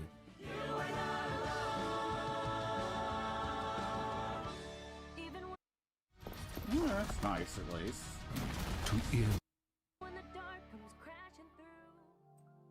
On June 17th, to celebrate Father's Day, she commemorated the occasion with a tweet. Hashtag Happy Father's Day to each and every father in this world and in every single other dimension too. My father is alive again. I still love him, even in his checker-patterned glory. The message was accompanied by a drawing of Chris Chan Sonichu with her arm around the shoulders of her father's Sonichu form, Robert Chu Franklin Chandler Jr. The following day, Chris claimed that her mother found an old autographed photo of music artist Johnny Cash and gave consent to have it sold to help fund Chris's trip to Too Many Games. Dude, It was listed on eBay for $200. $200, Soon after, dude. That she should be worth advertised way her more than autographed that. photos on Twitter, which could be personally signed. A Twitter user offered to pay $75 for one if Chris wrote that it was for Julie, referencing Christian's oft-uttered pronunciation of Julie during the times he was masturbating to the troll-fabricated girlfriend in 2009. She soon listed a single, so-called limited edition printed photo of himself from around 2005, with the word Julie written on his forehead, claiming that this would be the only time she would personally write that quote-unquote darned meme word. The listing was in fact double the asking price that the previous Twitter user suggested. Chris soon brought down the price of the picture on eBay to $75 and was quickly sold. One day before her trip to the gaming convention, Christine listed another item, a poster from the Too Many Games convention of 2015, signed by a selection of YouTubers present at the time for $300. On June 22nd, Chris's GoFundMe campaign concluded, ultimately reaching $120 out of her $400 goal. In the morning, she began her drive to Pennsylvania, bringing with her a baseball bat for protection, and also one of 4 Sonichu standees she had made, allegedly representing Sonichu's real-life scale. When she arrived, she was greeted by Justin Silverman, who presented her with a special badge. He allegedly then warned her about her behavior at the convention and told her not to use her baseball bat and cause trouble. Also on the first day, Chris met up with YouTuber Jab50Yen, with whom she bonded. In between attending discussions, she would meet with fans and take photos with them, often strongly embracing them. She also kissed many attendees of all genders on their cheeks, some of whom went on to complain to the organizers and security at the convention. Chris was apparently given a warning in person, but it is not confirmed. On the second day, Christine donned her classic polo shirt, visibly in tatters. She messaged Null about meeting with a certain CJ, who Null was convinced was a troll, since CJ apparently told Chris that Surfshack Tito, Jack Thaddeus, and Clyde Cash were also at the convention. Null discouraged Chris from meeting with CJ, after which point she avoided any talk of CJ whatsoever. Null later learned that CJ was in fact an alias for a group of friends wanting to help Chris sell merchandise, and the reference to the past trolls had been made by one of the group without informing the others. Ultimately, nothing transpired regarding their plan. Early on the 23rd, Christine went to a panel presented by Mike Pollock, voice actor for Sonic franchise villain Dr. Eggman, also known as Robotnik, and Kenny James, voice actor for Nintendo's Mario villain like an Bowser. absolute Chad? Chris was selected to quote-unquote roast the voice actors or playfully insult them. Yeah, the guy actually managed to handled it film like the a interaction. huge Chad. Oh, Mike, you're gonna make a dream of mine come true, because I've enjoyed every scene where Sonic got to insult Eggman, and I've got one that I came up with recently, and I just want Eggman's reaction, by the way. I'm a Sonic Chew. So in case you don't know, I'm creator of the original Yellow, but I transformed to this one, and I'm encountering Eggman, and Bowser can laugh if he wants to, if he likes it. So, Eggman, let's talk for a moment. You like wordplay? All right. So, I got good reason for you to go back to call yourself Robotnik. Because don't work backwards.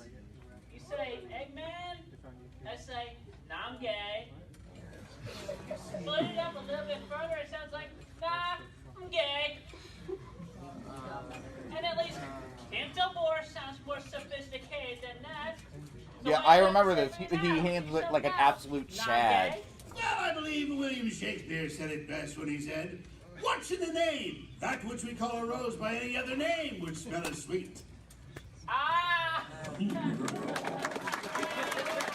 Didn't even have to think about it.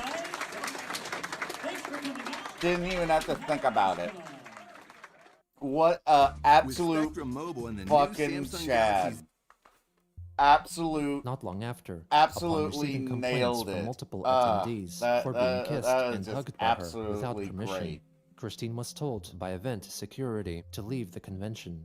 She had an emotional breakdown at the venue yeah, it's the same and convention collapsed where to the you floor, did this. curling up in the fetal position, or what she later called hedgehog defensive state.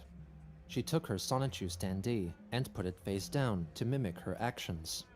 Chris lay on the ground and refused to respond to the staff.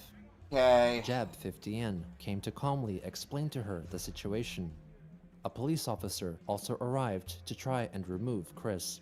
However, Jab50Yen did his best to explain to the officer the reason for Chris's infamy and why it would be unadvisable to publicly force her to leave, as the scene would quickly be spread around online with the help of the Kiwi Farms and the Quickie.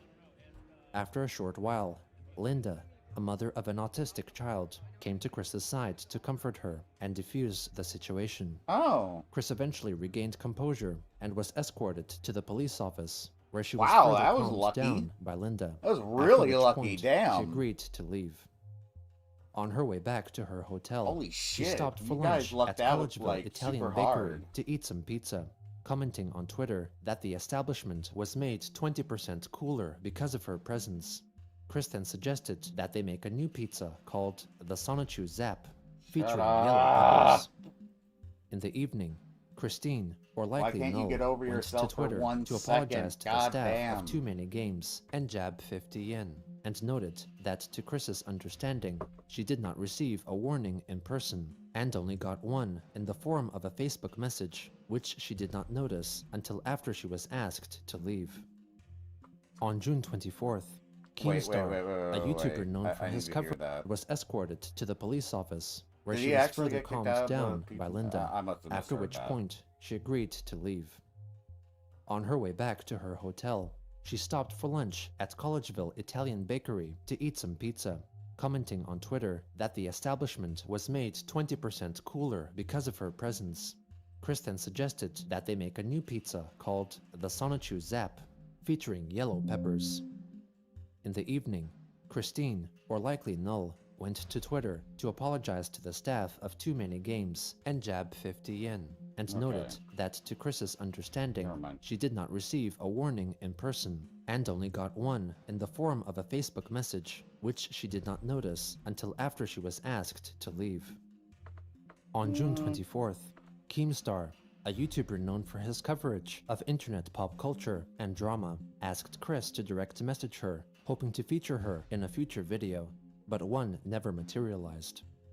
Later that day, Christine returned home and wrote a string of tweets regarding the incident at Too Many Games. One question: what is wrong with this world? A peck on the cheek from a celebrity that one likes, positively mind you, is not offensive to me. What really ticks me off is that any displays of likes and affection is viewed as taboo and more offensive than bloody, gory violence. And how do I feel after all of the love and positivity I had been finding and giving back and sharing around? It all turned around against me in one felt swoop. I feel emotionally hung over and like a load of crap. I'm going to tell all of you hater trolls something right now. I will remain optimistic and open-hearted, and I am not going to fail.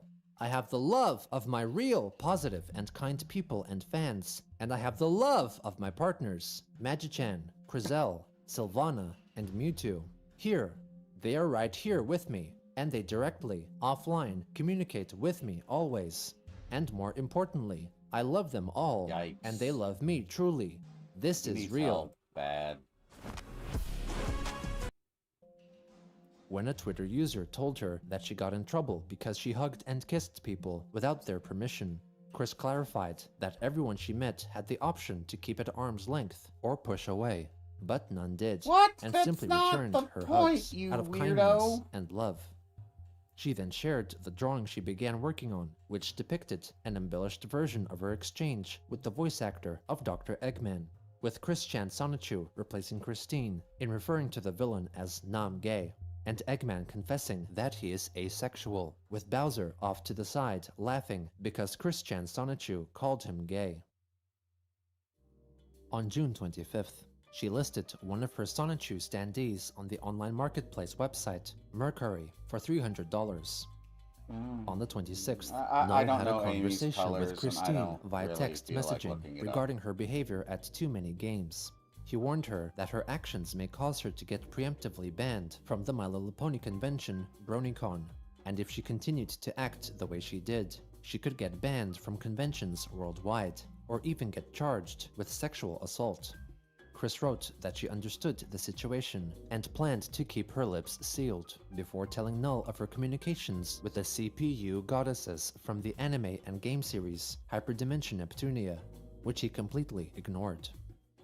On June 27th, Justin Silverman got in touch with Kiwi Farms user and Quickie moderator Rosticus, denying claims that Chris had been promised a merchandise booth and panel discussion, and stressed that he did warn her about her conduct in person.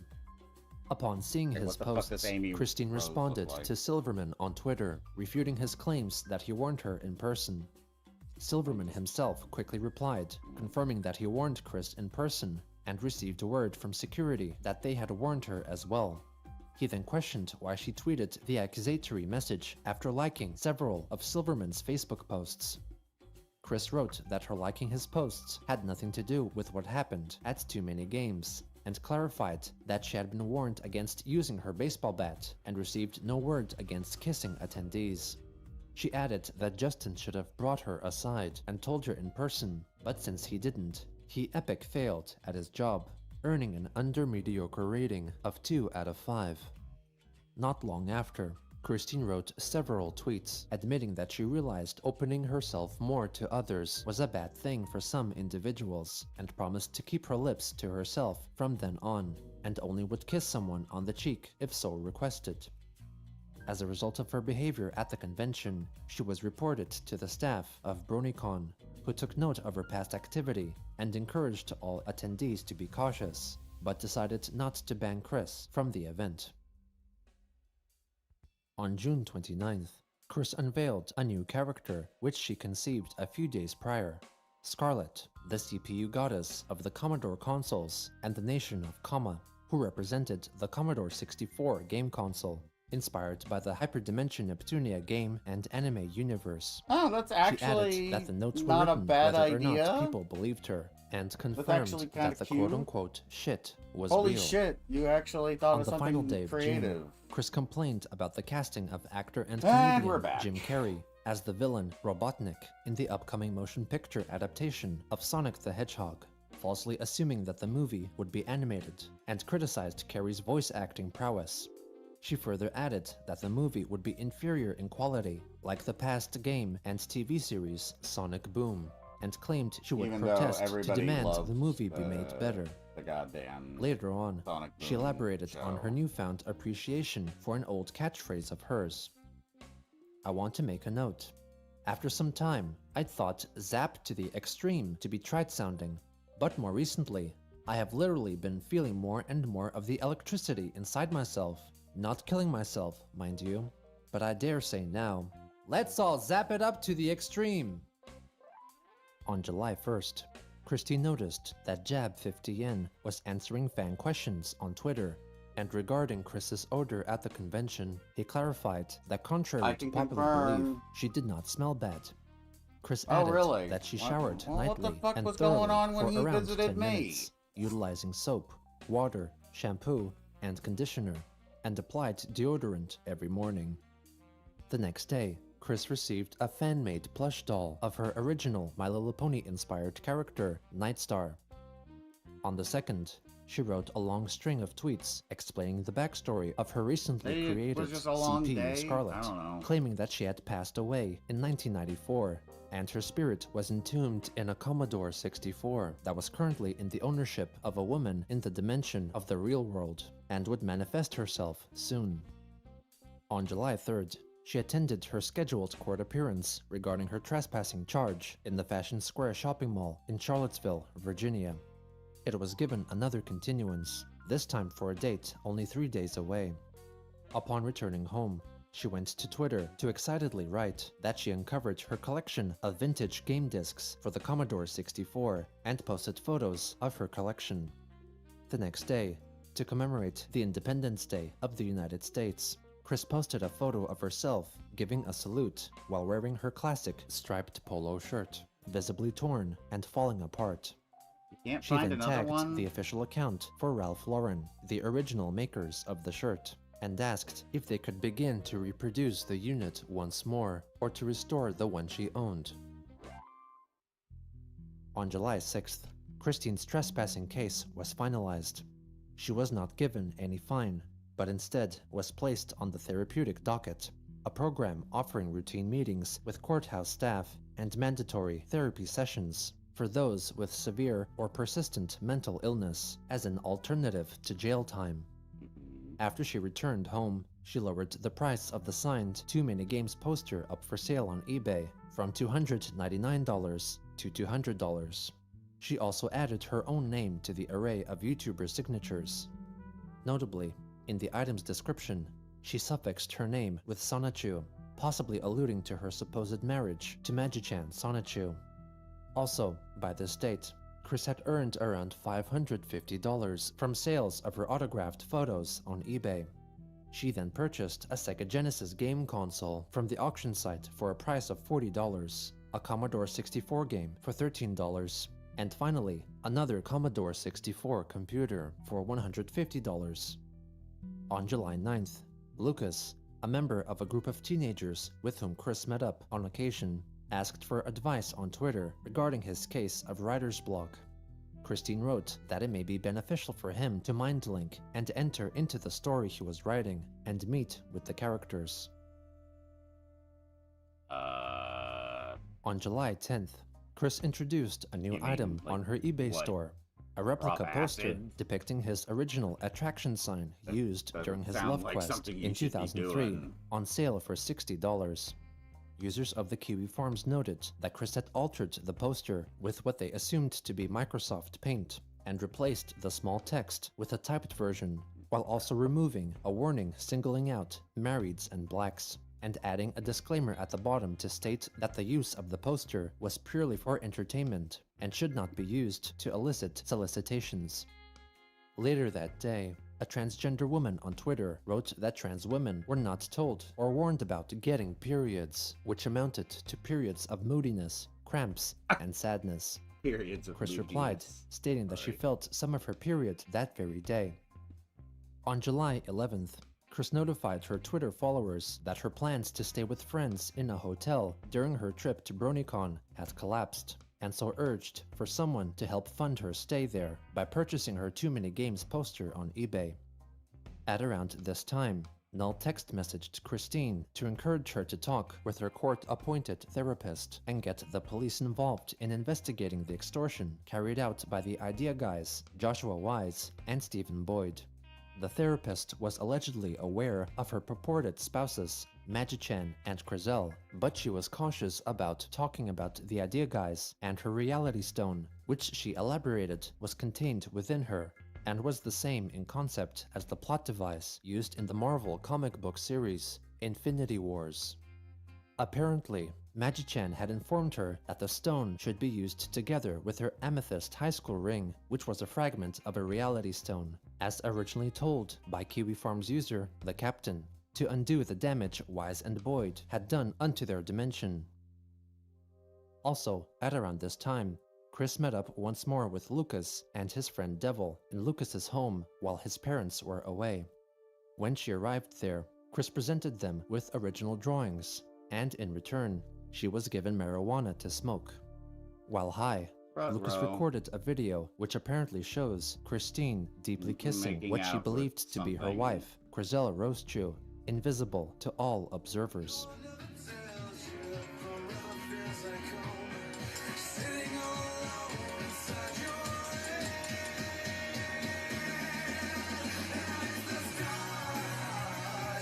I love you, Chris. Just in case. Also, just in case that's a song I might actually like, I don't want it ruined forever.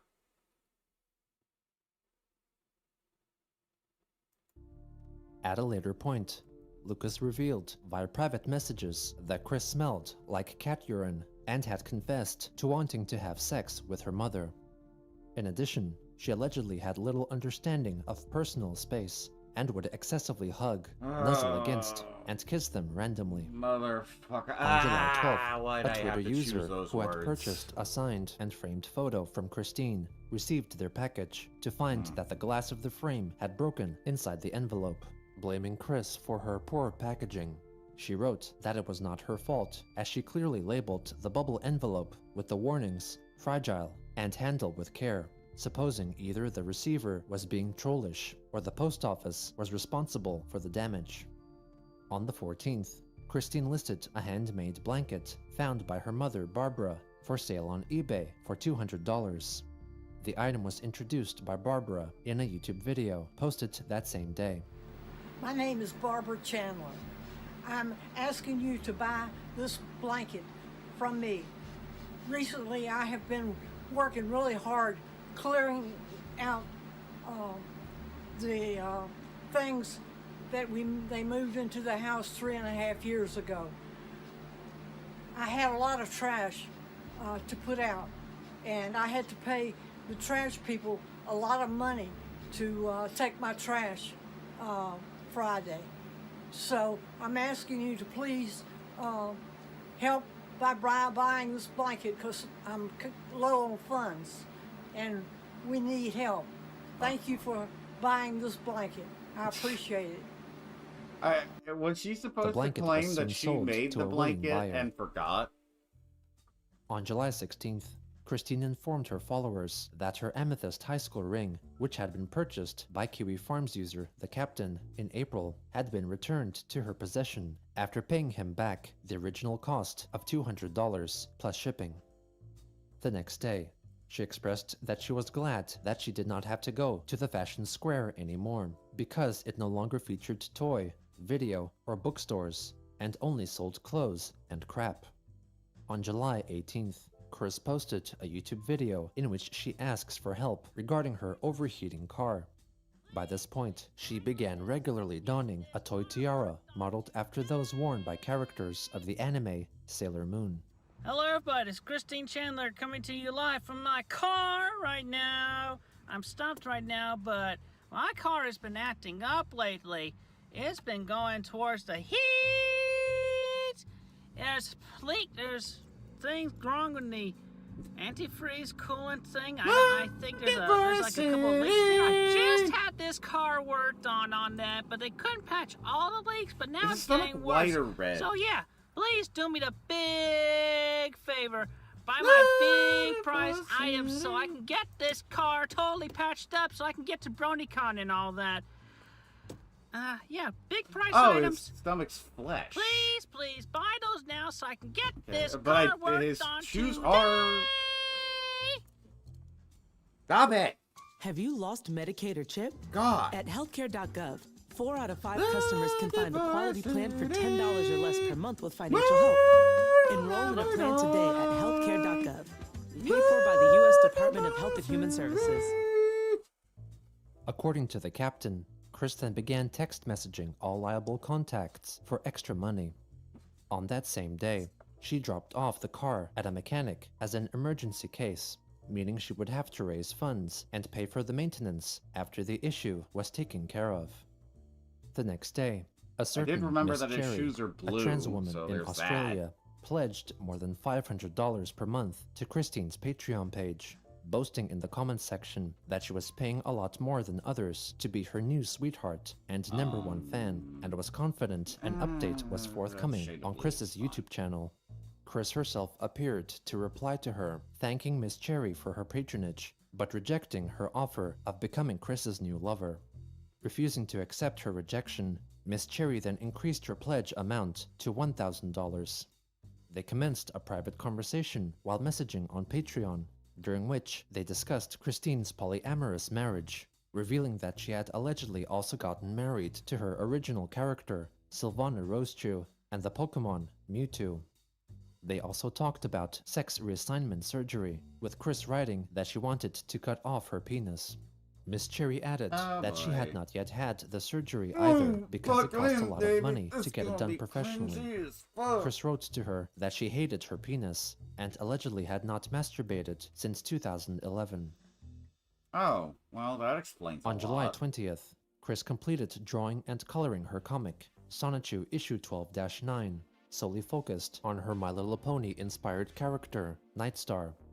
The story begins with Nightstar narrating her life starting from her birth, sharing the same birth date as Christine. She reveals that she has a bit of the autism, and when she was younger, learned that she shared a psychic mind link with Christopher Weston Chandler in another dimension, with whom she sympathized and connected. Her life mirrored Christian's in many ways, including her penchant for drawing and traveling through different dimensions. Nightstar also developed heterochromia by getting some slime into one eye during an experiment, causing it to change color. Years later, while in Canterlot High School, set in the human dimension of My Little Pony's Equestria, Nightstar, while in human form, meets with Christine Chandler for the first time. Nightstar plants her own unique identifying cutie mark onto Christine, which turns her into a human version of a pony as well. After encouragement from Nightstar, Chris initiates a conversation with a woman named Diamond Melody, Nightstar's sweetheart back in Equestria. Nightstar then relates the story of how she and Diamond Melody first met, and later went on a date in Quickville. While traveling to that dimension, they both changed into their human forms, with Melody experiencing the transformation for the first time. They had a pleasant day in Quickville, and then consummated their love in Christine's bed. They had further dates together, But unfortunately, Diamond Melody's human counterparts, both in Quickville and in the real world, turned out to be trolls toying with Christine, named Jessica Quick, referencing the troll Jessica Quinn. Melody felt guilty and ashamed by association and left Nightstar, who cried for a week or two. In a later story, Nightstar meets her true sweetheart, Kun Han-fu, with whom she helped win a battle in Quickville. After some time, the two moved in together. Towards the end of the book, Nightstar telepathically asks Christine if she could come help her complete her comic book. Chris inserted photos of herself, showcasing her opening up a portal into Equestria and coming out the other side as a pony. Nightstar and Chris then both transform into their respective Sonichu forms and wish away the readers, foretelling that the next issue of Sonichu would be a return to normality. The back page of the comic was one of 3 commissions from Chris, made by artist Feathershine, depicting Nightstar and Kun Han-fu nuzzling.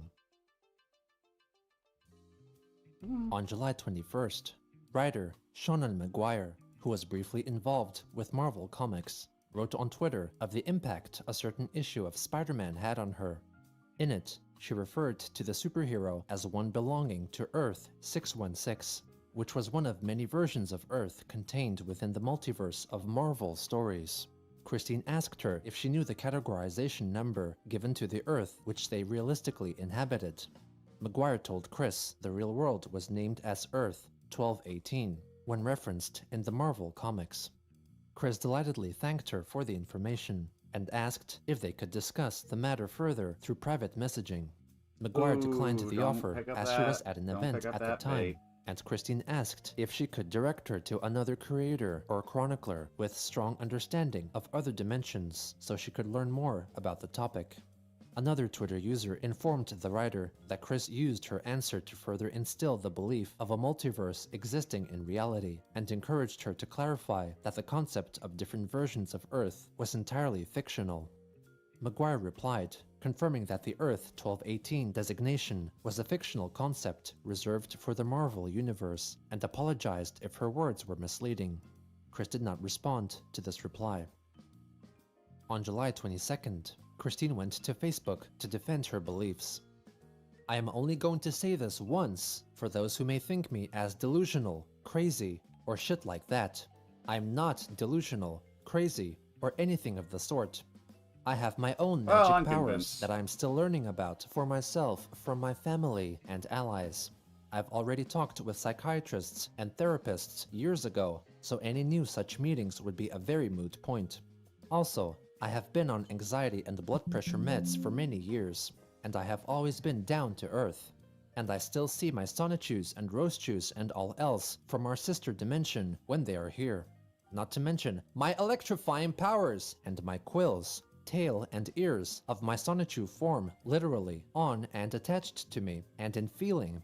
Therefore, they all are real, and you may tell everyone that. And I do not wish to have to repeat myself on that. And I really do not like being mislabeled as delusional or shit like that. Plus, I have friends of our Earth 1218 here who have been to our sister dimension and experienced that world for themselves. Thank you. On the 23rd, Chris alerted her followers that her bill from her car mechanic was $850 and thanked Miss Cherry for her generous donation, calling her by her full name.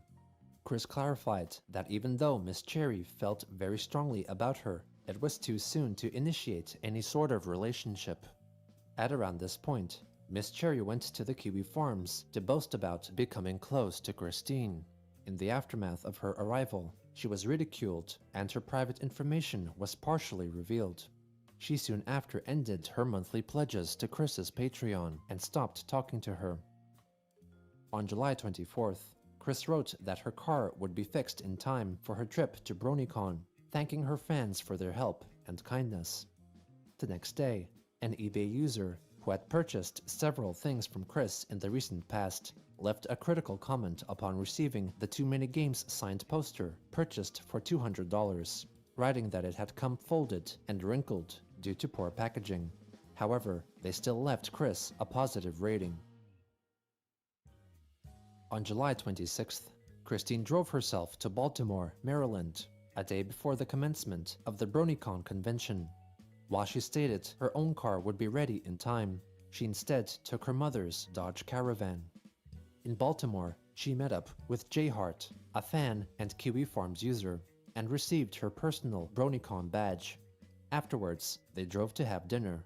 Possibly on the way, while stopped in traffic, a squeegee man offered to wash the car's windshield. Chris obliged and paid the squeegee man $2 and gave him her business card after briefly chatting. This is a common problem in Maryland. Give you a couple of bucks. In Baltimore, it's a huge You deal. just served a celebrity, by the way. Thank you. Yo, me. I'm the celeb. Oh, look me up on the internet when you get a chance. Have a good day. Thank you. You said what's your name is? Christine Chandler. Christine Chandler. Like what you do? Saatchi and Roadshow. I've been doing the books for more than almost 2 decades. So you be at the convention center? Yeah, I'm gonna be going to the BronyCon. You be at the convention center? Yeah, I'll be there. See you later. In the morning of the 27th, Christine recorded a video addressing any fans she may possibly meet. What's up, my bronies and bigger sister peeps? This is Christine Chandler coming to you live from Baltimore, Maryland, and I got my ears and horn from last year on the a pair of wings. I'll get a pair in a little while. Later on. Oh, that's the outfit he was wearing. So, Shit. Come say hi. Selfies, hugs, no chat free, just, don't harass me or anything. Be kind. Follow the rules. Okay? I'm certainly going to follow the rules. I learned my lesson from past experiences that I'm not going to go into liberty and talk about. So, enjoy BronyCon and I'll see you around. From then on, she entered the convention center, where she fairly frequently met up with fans and took selfies with them. On the first day, she attended a signing event with the chance to meet My Little Pony voice actress Tabitha St. Germain, who had blocked Christine on Twitter in August of the previous year. While waiting in line, Chris made a short video. Right now I'm waiting in line to get Tabitha St. Germain's autograph, so nobody interrupt me there. And my feet gave out, so I'm standing on my knees. I did get a few good pictures here and there of my meet and greets with my fans. So anyway, that's my story right now. Check in again later.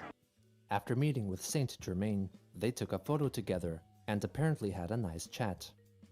Some users on the Kiwi Farms reported that Chris was allegedly surrounded by people that prevented others from getting too close to her without her permission.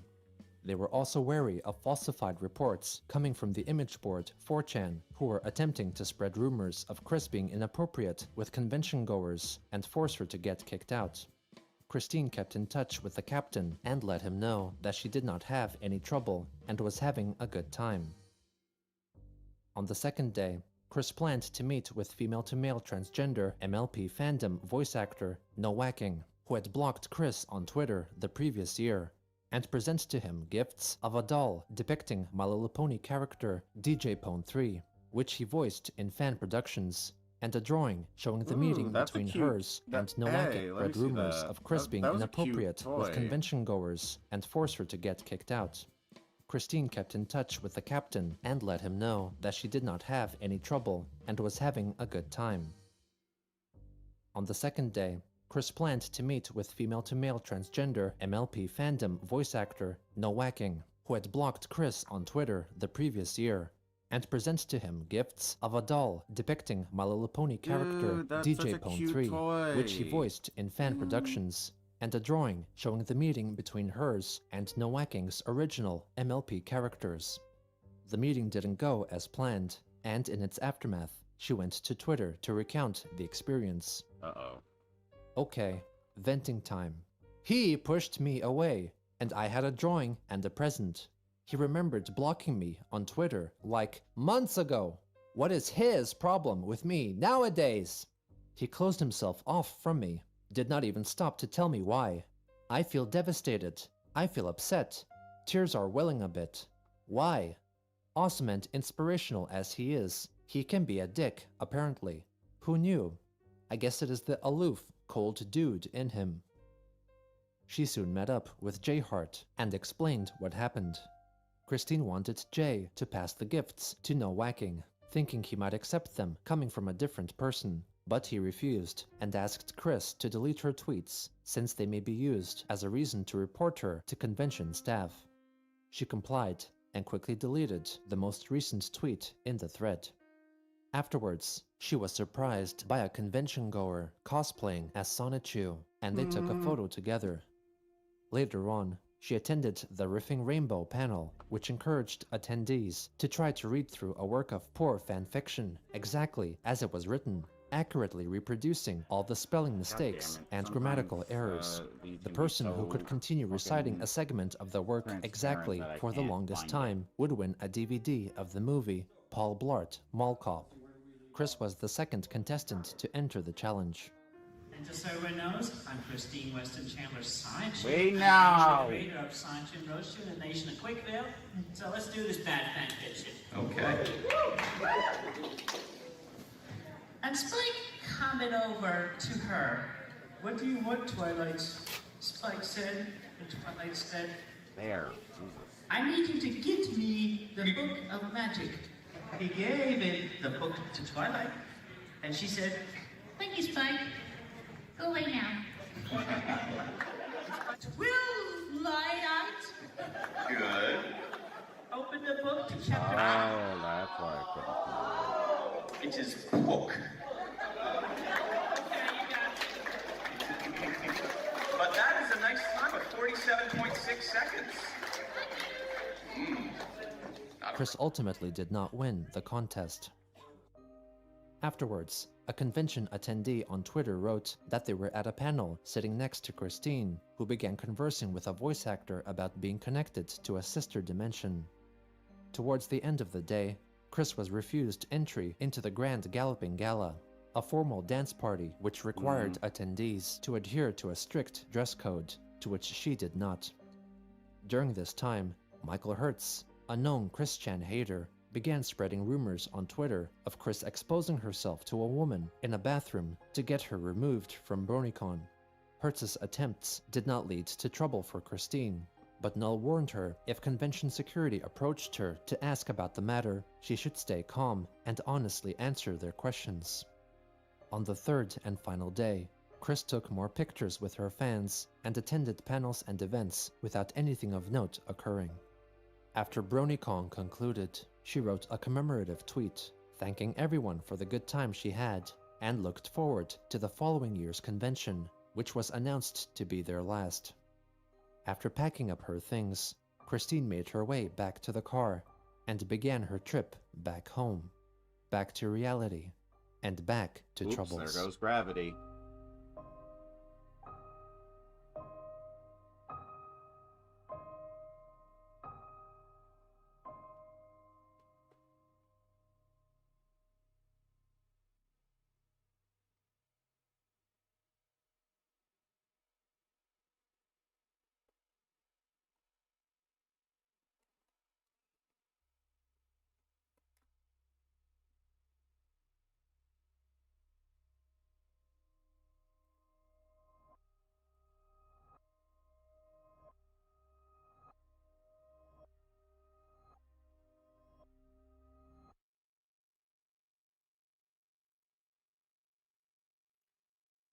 Coffee, and I'm hungry, and I kind of want to end the stream soon. What made her this way?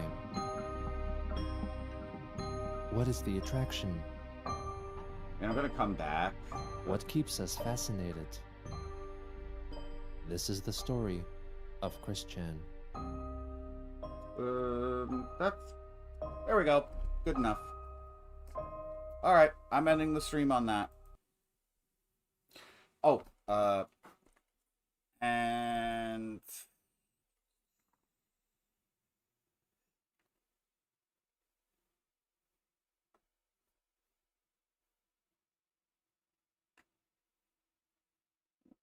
get a normal brush.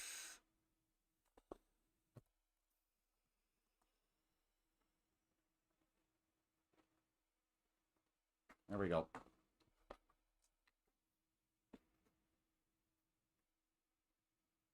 Oh, I did that on the wrong layer.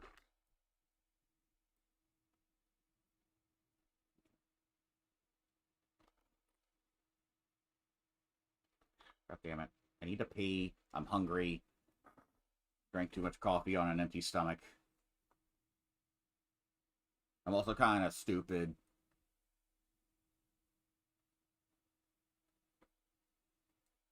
There. 23. Alright, well, that's it for me. I'll probably do another stream later.